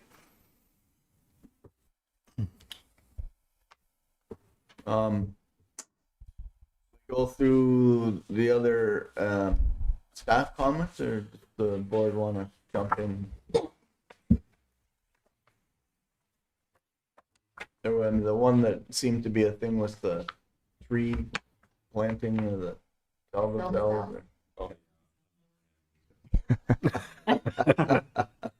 Some of them work, some of them don't. I guess that we want the ones that work, right? So that's So what we are proposing is exactly what was proposed on 11 Park for that. It's actually interconnected with my stormwater system.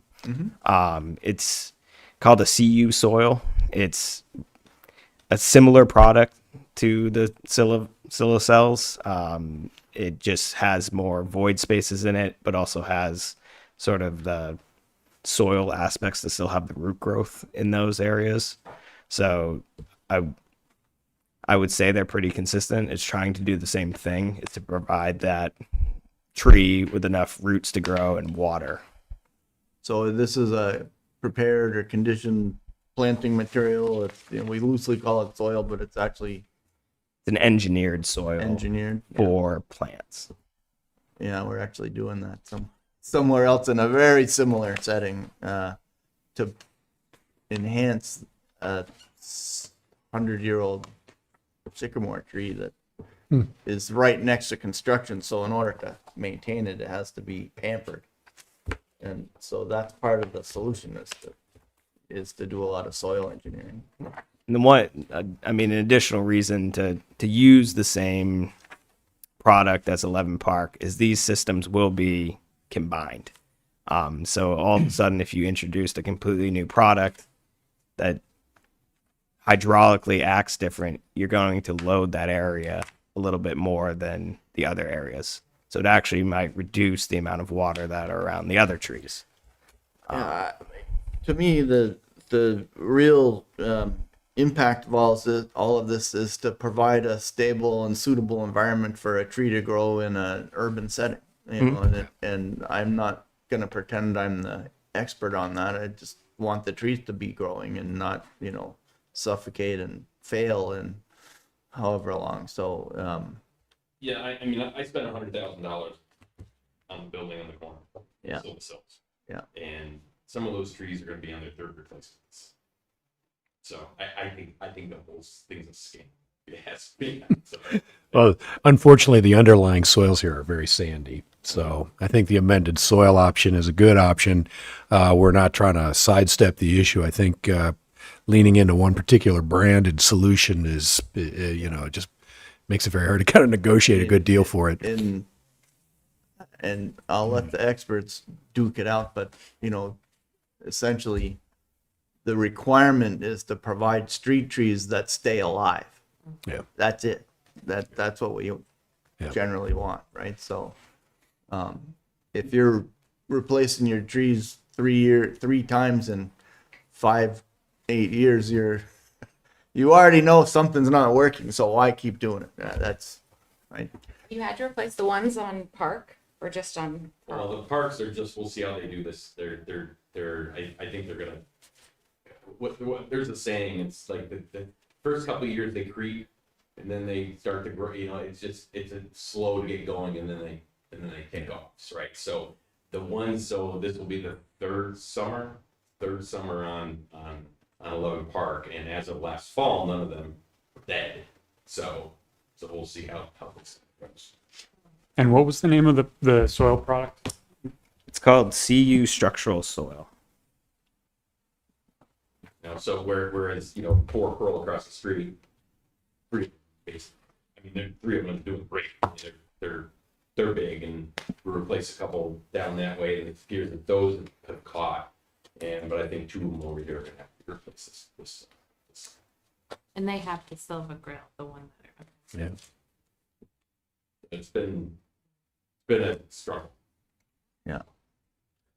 But I'd rather take the $100,000 and put it into the building and something that you see in the facade and the building itself than to put it in the ground on a technology that I don't think really is proven. So Yeah.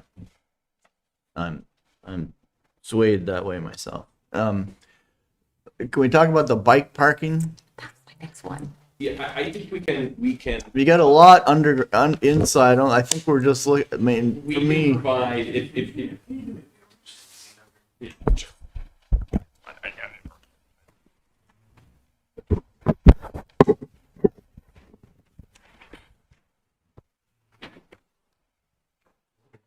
Yeah,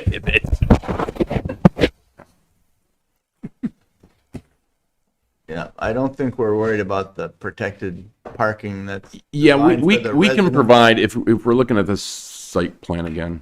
Sure. I'll just give you my 2 comments. One was it seemed like there was some bike parking that was part of the previous project that isn't there, and people were commenting on that. And there's, I think it's hard to have a building with a public component to it that doesn't have some public bike parking, and I'm sensitive to the notion that you don't really want to encourage people riding through the pedestrian areas there, but something we got to figure something out. No, from looking at the site plan, I think it's a very easy solution. Which one would you like? Oh, Just the site, just the, C10.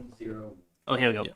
And we do have quite a few. yeah, if you blow up the pedestrian, the whatever we're gonna call it, yep, the pedestrian area. So we can certainly, there's 2 things, and we can talk about another one of the comments that Chris made. And if you look in that area, Chris, you talked about, so if you go up a little bit farther, Like you want to see this. I'm gonna see both buildings. Oh, I'm not sure you. So it doesn't go up that far. Let's see. The drawing doesn't. Really Oh, it doesn't show that. include. Yeah, right there. There we go. Okay. So we can provide basically some bike racks on the northeast corner. There's some room that we can put it right. You mean like right where my cursor? No, not there. It'd be on the side of the building. I don't want Oh, like here. to. Yes, right on that corner. And I think there's enough room in there for basically some bikes to be parked. That way, if they're coming down say they're riding down the street, they can bring their bikes up off the side, the steps that are right there, and the bikes can be parked right there. And then that will wrap also into, Chris, that you talked about basically delineating a pedestrian way that would come all the way down through. And I agree with that. And basically because the sidewalk from the back area comes all the way down next to the ramp, if you guys are familiar with that. And we can continue that to be concrete all the way out. So as people are walking, you know, it's a delineated area, and we can actually make that as concrete. It'll be, you know, the sidewalk will continue, and then the rest of the area will be kind of the brick pavers that we're proposing.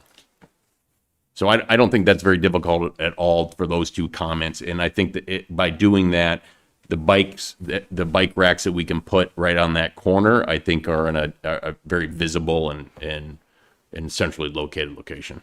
And then we'll still keep some bike racks in the back. I'm fine with that. The biggest headache is when the bike racks aren't used and they end up, you know, collecting trash or stray bike parts that get locked to them forever. So there are, you know, there are 15 U-bike parking spots in the, if you just pan to on the left of the screen. There's right here. Yeah, I mean, we'll just move Yeah. we'll move some of those to the front. No, so this is the under parking, basically consistent with the first floor of the building. And this is right next to the stairways that go up to the second floor. I would never bring my bike back there. I would just like checking out the front of the store. Yeah, I mean, yeah, we could, like I said, we'll move some of I'd those to the park it front. in front of the store I was going into. Yeah. That's what I do now. Yeah. But for the most part, you don't, you know, if you go down to Church Street, you can't ride on Church Street, right? So yes, there's a few bike parking they're at the intersection of College Street or Bank Street or Cherry Street, but there's really no bike. I don't think there's hardly any bike racks in the middle of Church Street as you go down through. Right. No, I think that's fair. Yeah. So like I said, so this we can, just like there's a couple up on for Pearl, I think we can add, and I was actually looking at there, if you guys are familiar with the lone bench that's right on the corner of Park Terrace and for Pearl, that's right there with a single bench. I think there's certainly room there that we can add a bike rack or two on either side of that, you know, the bench. Just trying to figure out where we can include them so when the bike hangs out, it's not, you know, interfering with the travel lane, basically. You've had some buildings there for a while now. Is there a demand No. for bike? See, this is the other thing. It's like we all worried about we're over parking for cars, but are we also over parking for bikes? And I know we want to encourage bikes because that makes us feel good. But if Yeah, and I mean, we have 4 racks over here by McGillicuddy's, and I honestly, I rarely see bikes tied up there. I'm not saying that we shouldn't provide for them, but I'm just saying that they're, you know, we will provide for them. I think though in the new code, you know, 50 bike racks in the basement for the units we have, it's excessive.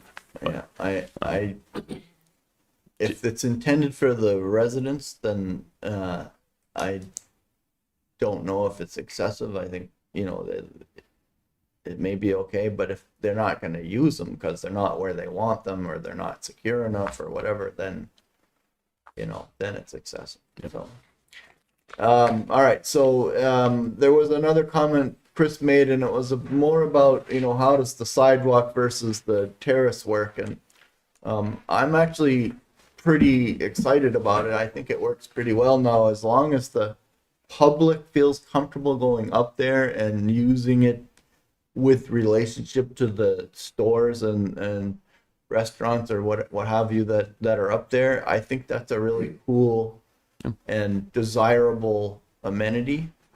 Like if I'm just walking down the street, I don't really need to be in the space. I can enjoy it from the sidewalk. If I want to be at the store or participating with the storefront, then I can be up there. So doubling, you know, kind of a pedestrian thoroughfare is, you know, in this case, it's like having the main street and having a little side pull off so that, you know, things slow down and you can park or something. You know, it works like that for me. So I kind of like the separation myself. It's this is a really busy road, and that's, you know, basically people, it's providing that separation, and actually people like to be up higher. You know, it's a different perspective. So in a way, like if you drive through Winooski around the circle there, and you've got a lot of restaurants that are around that, and they have created the little patios out in front, but there's not that much separation. I mean, they got a really wide sidewalk, and so they've got to create a separation feature there to make the patrons that are having, you know, lunch or something feel like there's an adequate buffer. At least that's my opinion. You know, They're away from traffic.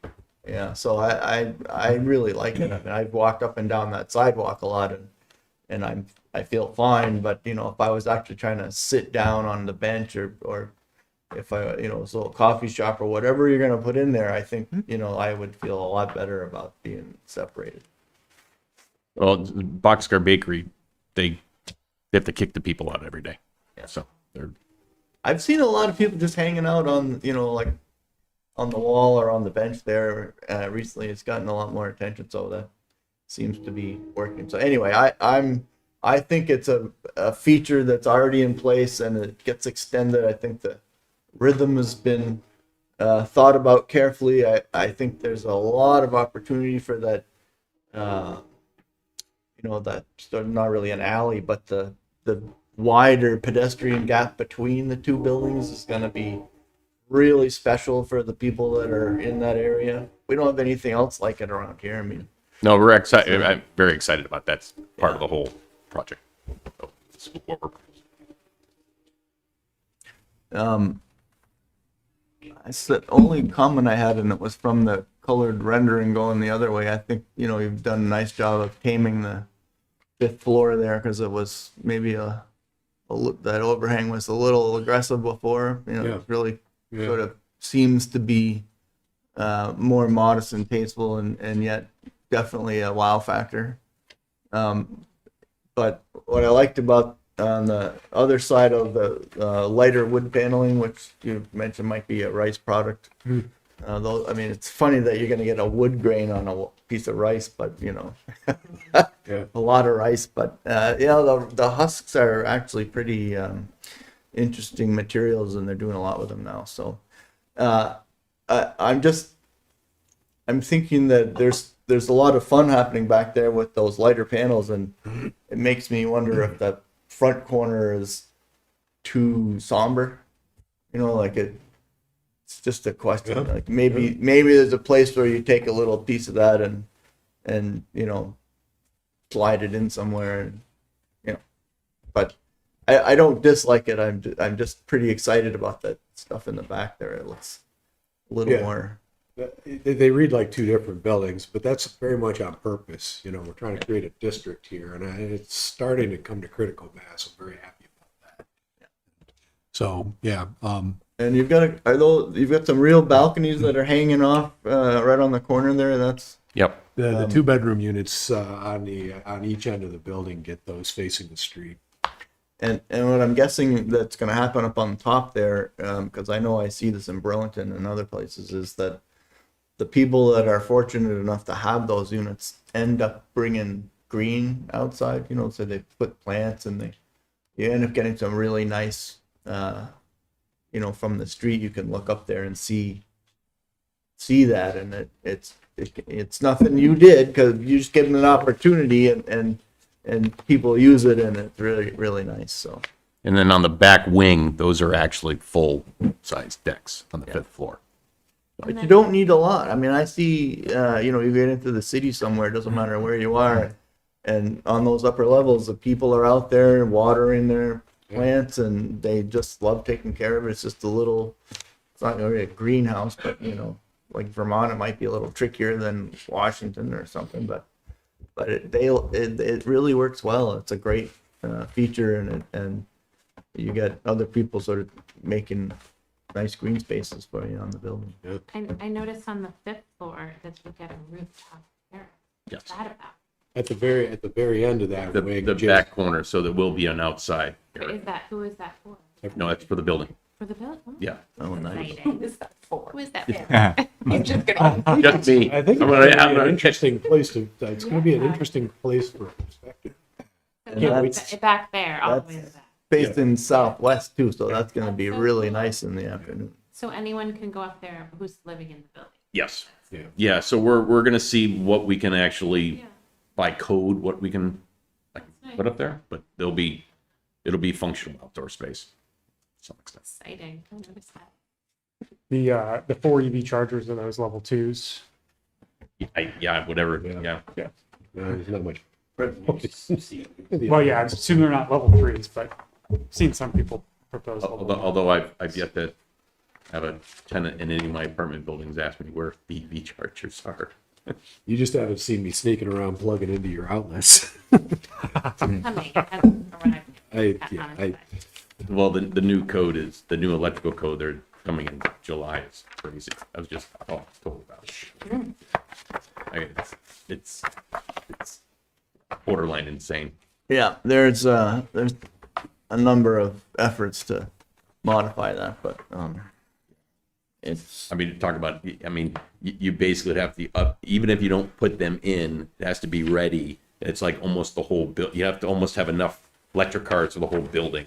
And the service upgrade is just going to be so insanely costly. It's just, If you do one of those lease agreements with somebody like ChargePoint, though, they have a way of dealing with that. You know, you end up getting some money back. I know, but this is like, like I said, it's, you know, they want you to have the whole building ready for 100% electric car. yeah, most of our projects where we're seeing somebody even contemplate that, or the electricians are saying, you know, that's more power than the rest of the building needs. Yeah. You're doubling your service because you have cars. Yeah. You know, it's a I big just went over impact. that. We had a call about it yesterday with Efficiency Vermont. And, Yeah, oh, more than that. Oh, just it's it's more than double. It's- Yeah. There were a couple other things in the staff report that I think we should just touch on. The string lights. The what? The string lights.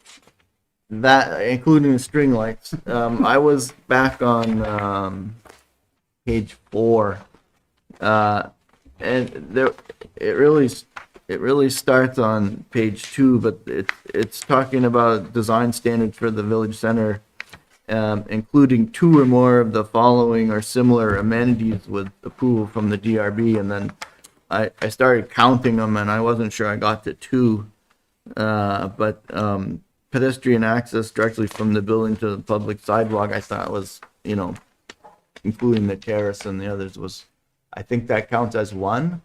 And then pocket park benches, I would sort of argue that the little strip between the buildings is a pocket park. I mean, you can go in there with your cup of coffee and something, and anybody can, right? So I just want to make sure that we have satisfied the requirements here. So, you know, public art, murals, I don't know if we are identifying any specifically, but kind of almost that whole, the whole raised thing is, you know, I kind of make that's a quasi, I mean, it's a very urban the installation approach. on the granite and all the steps. Right. It's kind of, That's what I'm- I would consider that art. Yeah. And there's a mention of shade trees, and we haven't really talked about the planting scheme yet, so we might want to just review that while we're here. I didn't see that I think the loading space issue was gone away with the treatment at the south, right? So I think That was we're the intent. okay with that. Unless, I don't know that was, it says no loading space is shown on the plans, but I think I heard that yeah. we're Talked about it. Sorry, that must have been a carryover from a previous. from the last one. Yeah, So I'm that's saying we're interesting. okay with that now with the south. My note said, is there a plan B? But we don't need it now because we have a plan.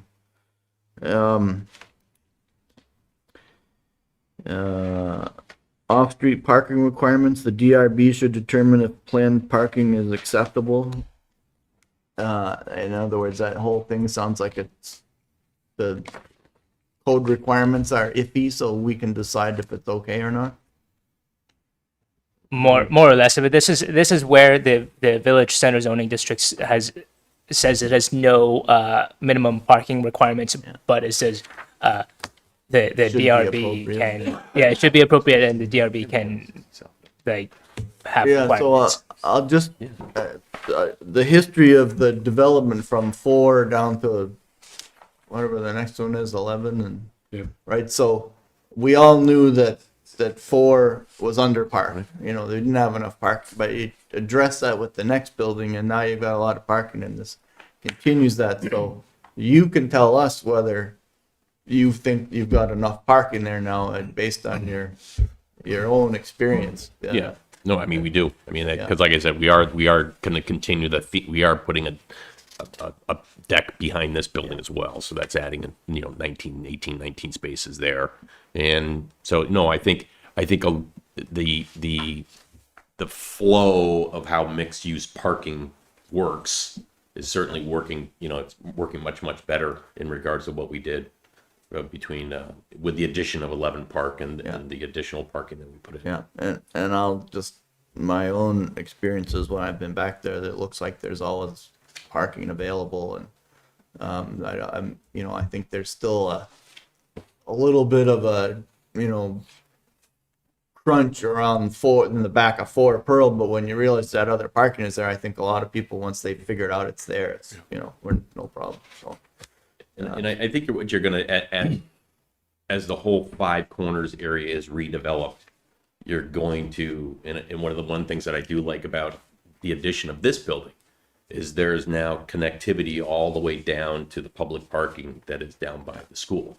Because that is kind of just, nobody knows it's there. Yeah. Just like a lot of people don't even know the parking is here, behind here with the public parking. So Yep. if you look at the way these are designed, people can they could be parking at the busiest times all the way down there as public parking, and they can be walking all the way up through sidewalks either on the front of the building or a continuous sidewalk all the way up through behind the buildings as well to get all the way up to this, of this section of the town. So, as these buildings are built, you're looking at this connectivity that's going to make the entire 5 Corners area much more accessible.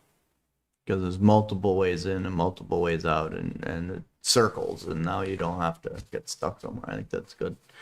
I'm up to, well, we talked about bike racks already, and it sounds like, I'm not really sure what the considerations or the, findings are going to say, but it sounds like you have ways to comply and provide adequate bike racks, even if it's not exactly what we asked for. I'm not sure we can waive the requirement, but I'm satisfied that we believe you're putting in enough bike racks, and I'm kind of feeling like it should be sort of an ongoing.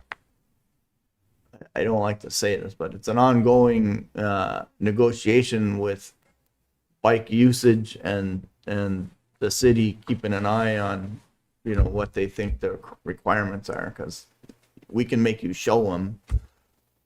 You can show them.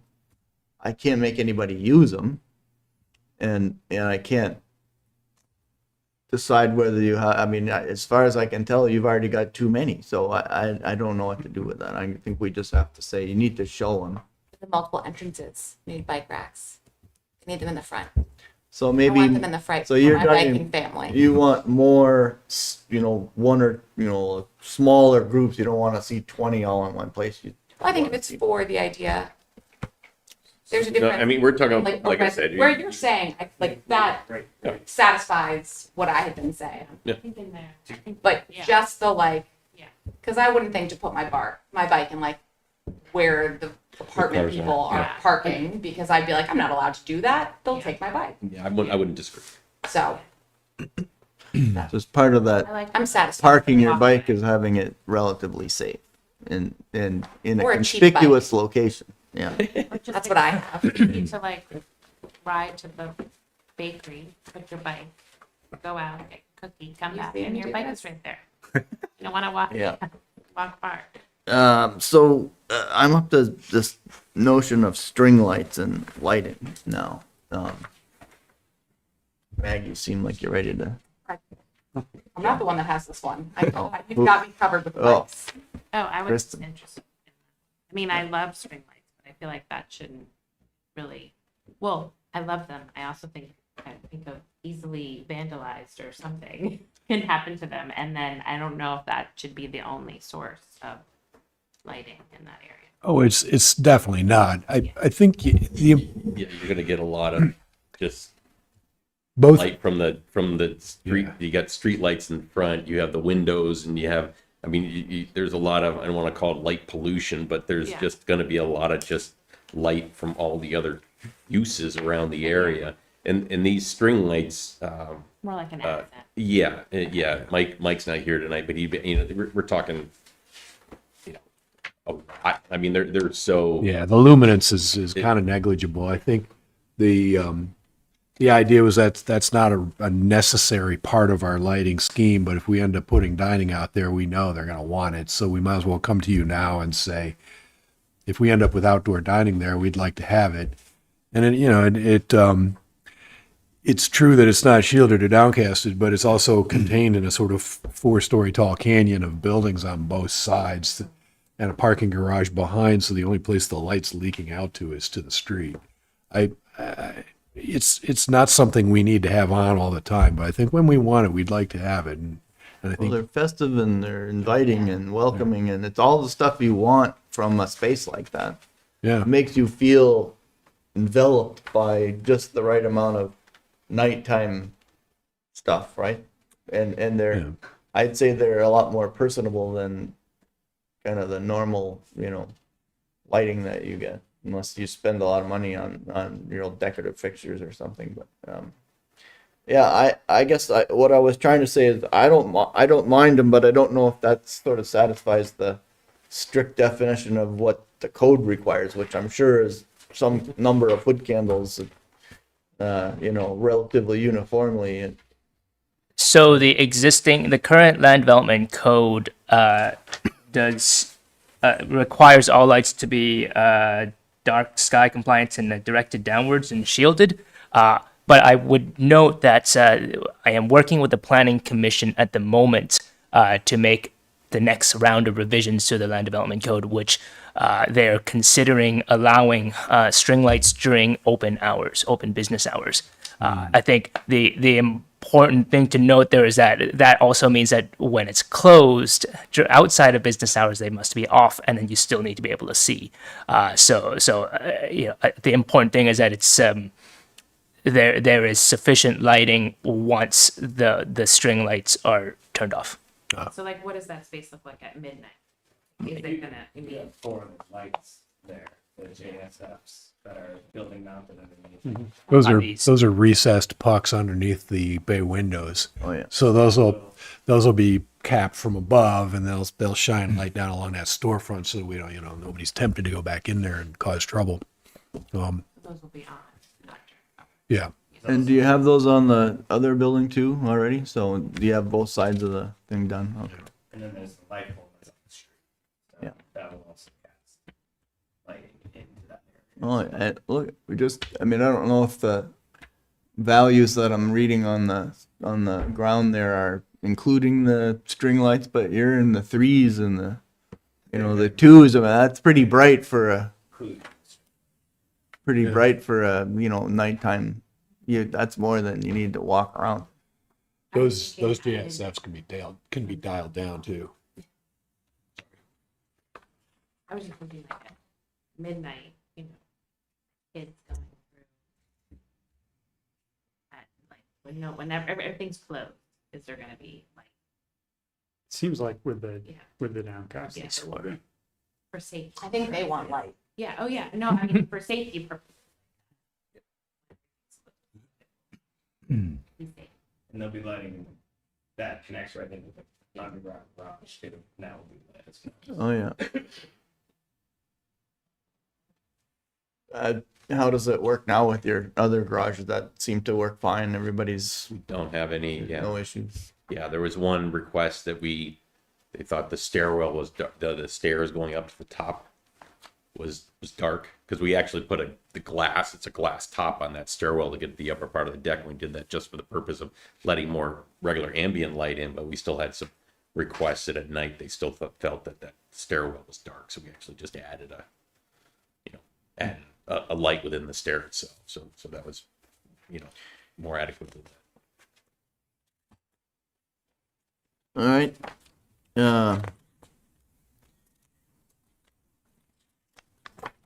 I don't have any other, I didn't find anything else that jumped out at me. There's a lot more information in the material here. There is a nice landscaping plan, but nothing that rose to the level of comment by staff. So I think it's a great project. I'm really pleased to see how it came out. And So there are a few things that I just want to make sure I'm clear on, whatever direction you choose to go with. So you were discussing the front, the design at the front entrance. And one thing I mentioned was that, perhaps if there's no continuous, if there's no flat entrance from the sidewalk to the storefront, I mean, it's also possible as an alternative to walk along the just along the raised path completely, like just to avoid the street sidewalk. And I mentioned that is likely a pretty nice walk, and you would be right beside all the storefronts. But would it make sense for it to be a condition of approval to maintain a through zone? And what makes me think about that is the McGillicuddy's building, where in theory this would have been possible, but because of the design of the restaurants and the patio space over here, and this being blocked off because they're serving alcohol, it's not actually possible to just walk along the inside over here. Not as important for this building, but with the more confined space over here, if we're asking pedestrians to just walk along the raised path all the way, or if we're offering that as a feasible option, does it make sense to have something to make sure that through zone is maintained? I guess the only question would be, well, what are you envisioning for the commercial space there? No, I mean, as of right now, it's not, you're not going to see a duplication of McGillicuddy's, right?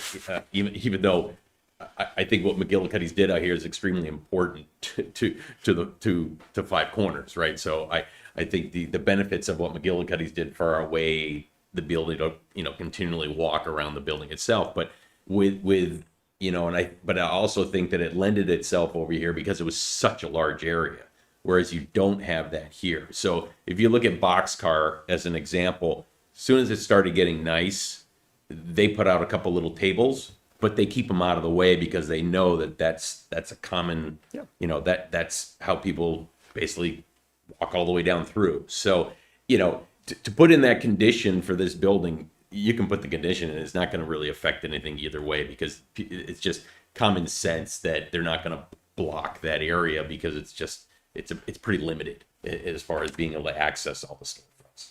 Yeah,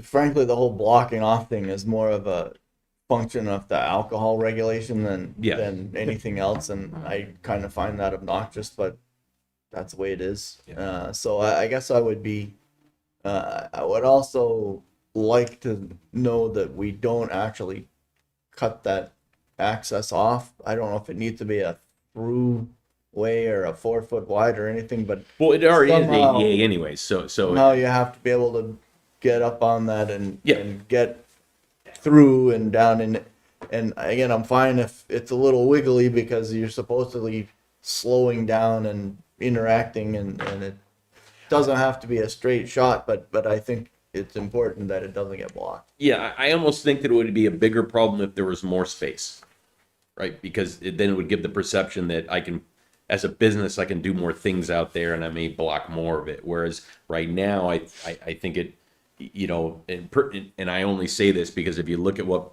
Boxcar will do here in the next couple weeks as it gets nicer, they have a few small tables and chairs that they put out. They're small enough tables and they're actually right there against They're the little against the building. two-toppers, and then you gotta sit that way, and that's what you get. Yeah, and you can see actually the way that the stairs and everything and the same thing's designed farther down, the way that lends itself is people get the businesses tuck the tables all the way up in, just like the benches that are already there. Yep. They're all the way up in, and they basically stay out of the way. They're pretty, for the most part, they're very considerate to the accessibility needs of everybody. And I think even, you know, where you have the wing walls for the stairs, you could probably tuck some on Exactly. that side too. And, you know, again, you're not creating a thoroughfare because that's what you got the sidewalk for. But yeah, I think that as long as it doesn't get blocked off with some fencing or some kind of a. Yeah, that's. I think we're. out there. If you want to put a condition in, it's fine. It really won't affect it in any way because it's. Yeah, and I was only asking because if for some reason you were expecting a tenant where they might have a liquor license and would therefore necessitate. Yeah, the only place I see that happening would be the area that we're just creating in between the two buildings. And then on top of that, then obviously with Chris's idea is actually delineating a separate, 4-foot wide walk so that you can actually come down between the space. So you wouldn't be weaving in and out of tables, and it'll be kind of be a little bit more easily delineated. And I think that was a really good idea. So. On Church Street, they can do it with, a chain and things that can move. McGillicuddy is a little more formal, but if you ended up having to create a small little location with says, I'm in, you're not, that's the way the drink goes. Maybe that's fine. If you have enough space, it can work. Yeah, no, I would like to see a condition that says, I don't want one of your tenants to say, hey, I'm taking my whole front piece, I would like to see a condition that says we can't block off the path of travel from one end to the other, but that doesn't mean you can't use it for, yeah. All right. Any other? Yeah. So I received, this was actually the thing we discussed this morning. I received some comments from Green Mountain Transit. Unfortunately, they came pretty late, but fortunately, it sounds like there's a solution to the issue that I'm about to raise. I just want to make sure that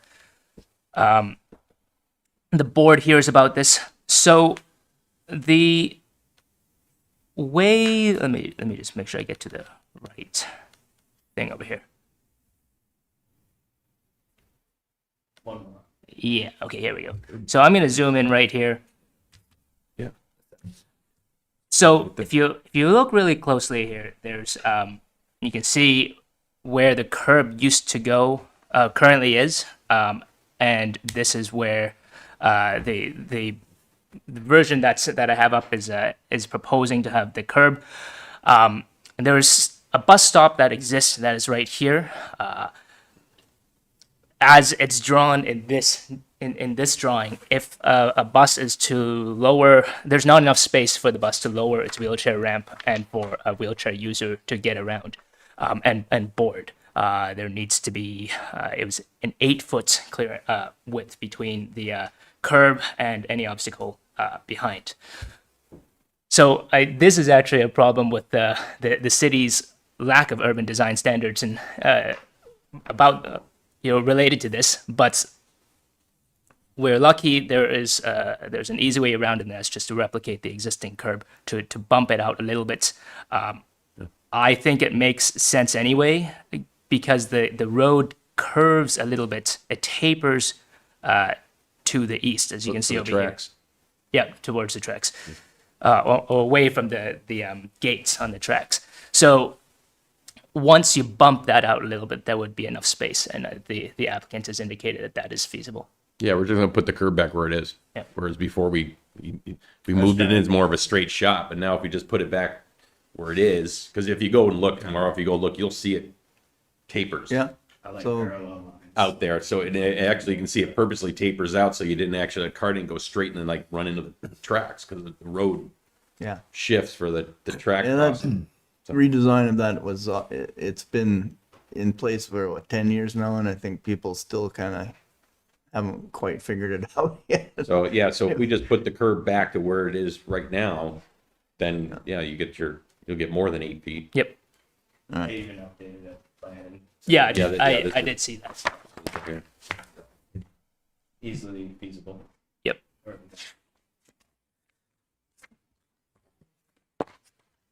All right, that sounds good. So in terms of engineer comments, most things are pretty straightforward and have been addressed. I think I should mention that the traffic control plan is going to be staff will need to receive a traffic control plan when you have that available. There has been concerns raised by the public and members of the city council about prolonged closures of sidewalks and prolonged lane closures when there's not visible work being done that requires it. I think it's just important that it's limited where possible, and so it's phased to attempt to limit this. Yeah, I recall when 4 Pearl was under construction, it took what was perceived to be a long time. Now that means a lot of different things to people, but I think that it felt like that building, you know, was under construction for longer than people were happy about. So I don't know what your plan is for this or what. I'm sure it's a duration issue. And since then it's gotten even harder to, you know, get crews to work consistently and not, you know, it's been harder. Things take even longer now. So We have a preliminary plan that's on the last page of our details that I do think Jeff looked at.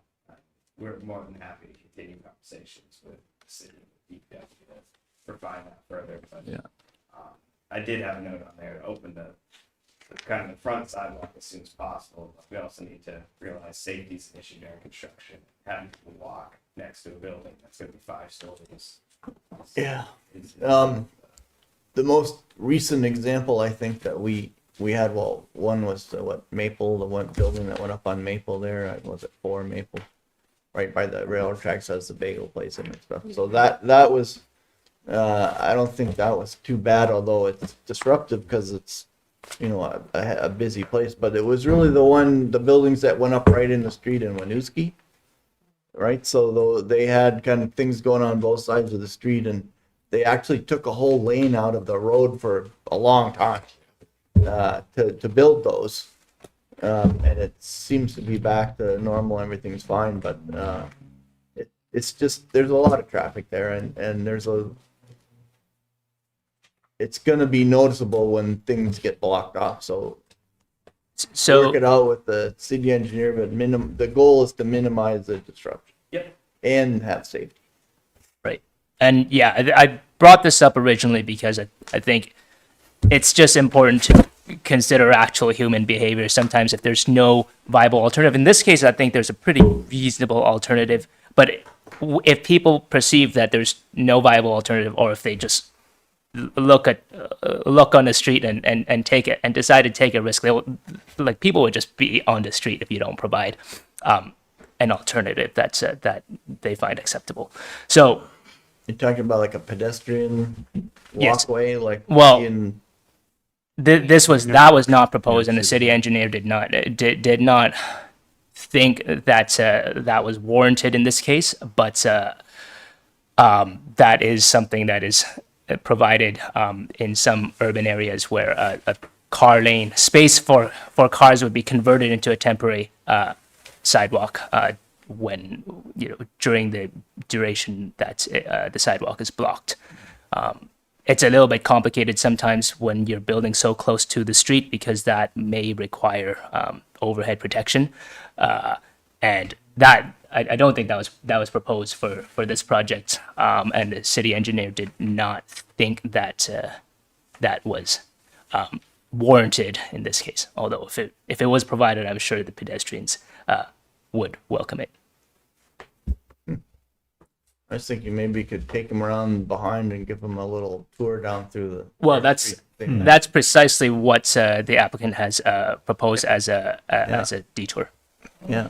I mean, I bet And it's you not too most bad, but- people wouldn't even know all that was back there, and might be.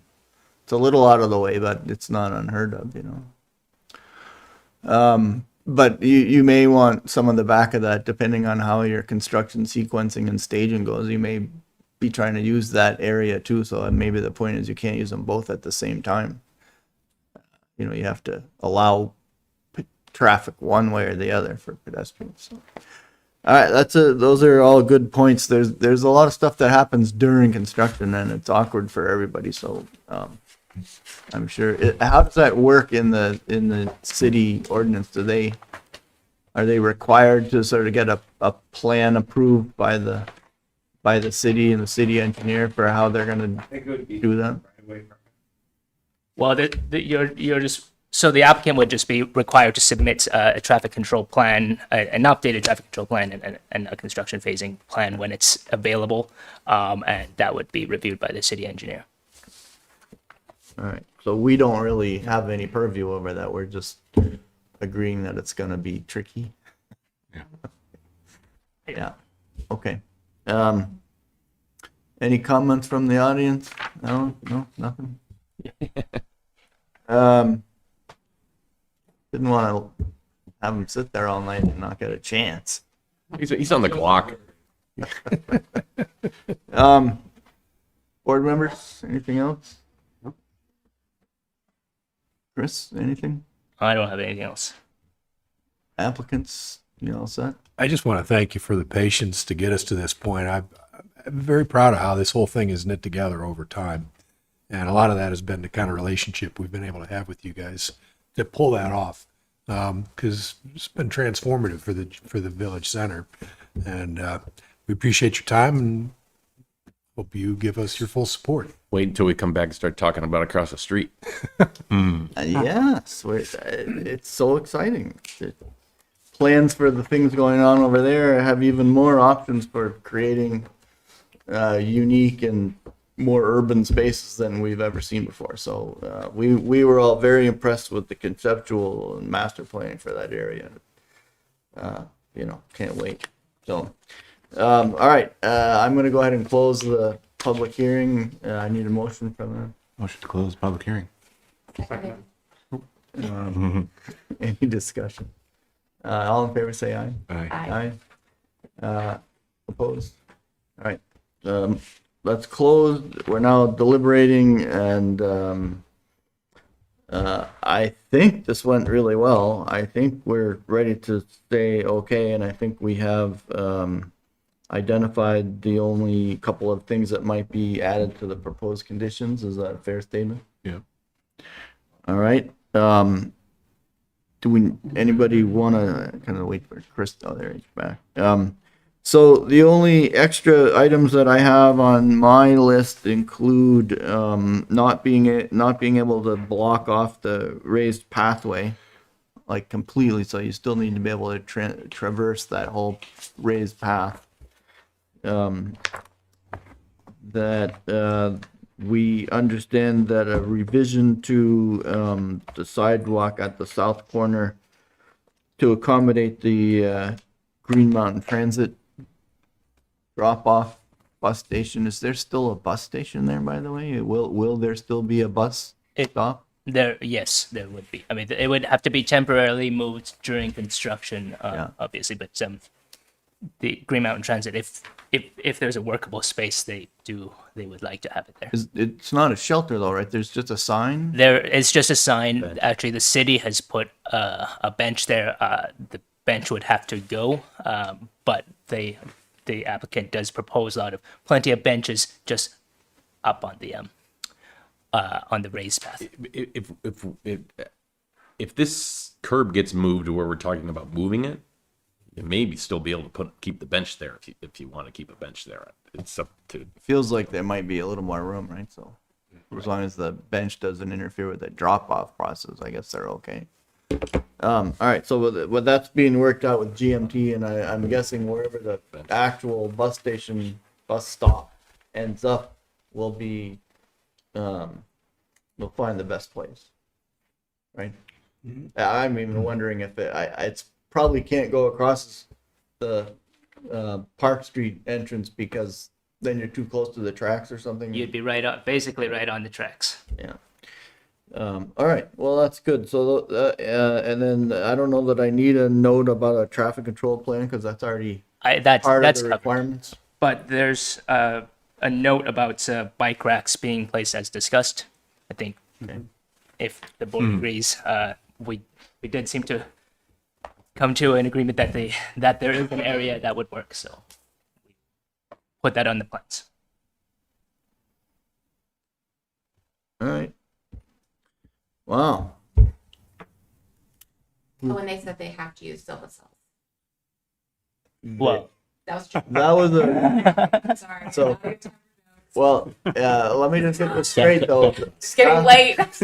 Staff made some comments about that, but it's not actually No, I know. included in the conditions, right? No, right. We were just supposed, Right. we were going to recommend it. Talked about it.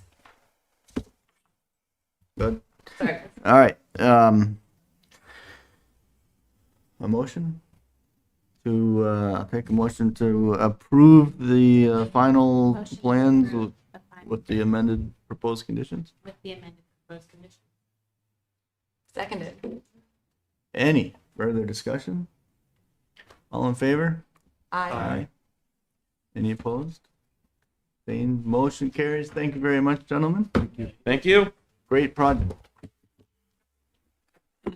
Design, just gotta get it built now. Tenants. What's that? Say if Get we- more tenants like box. Trying to put a restaurant in on the other side, but he's having a hard time getting money. Quite make- All right, a couple more items on the agenda. Any other development review board items?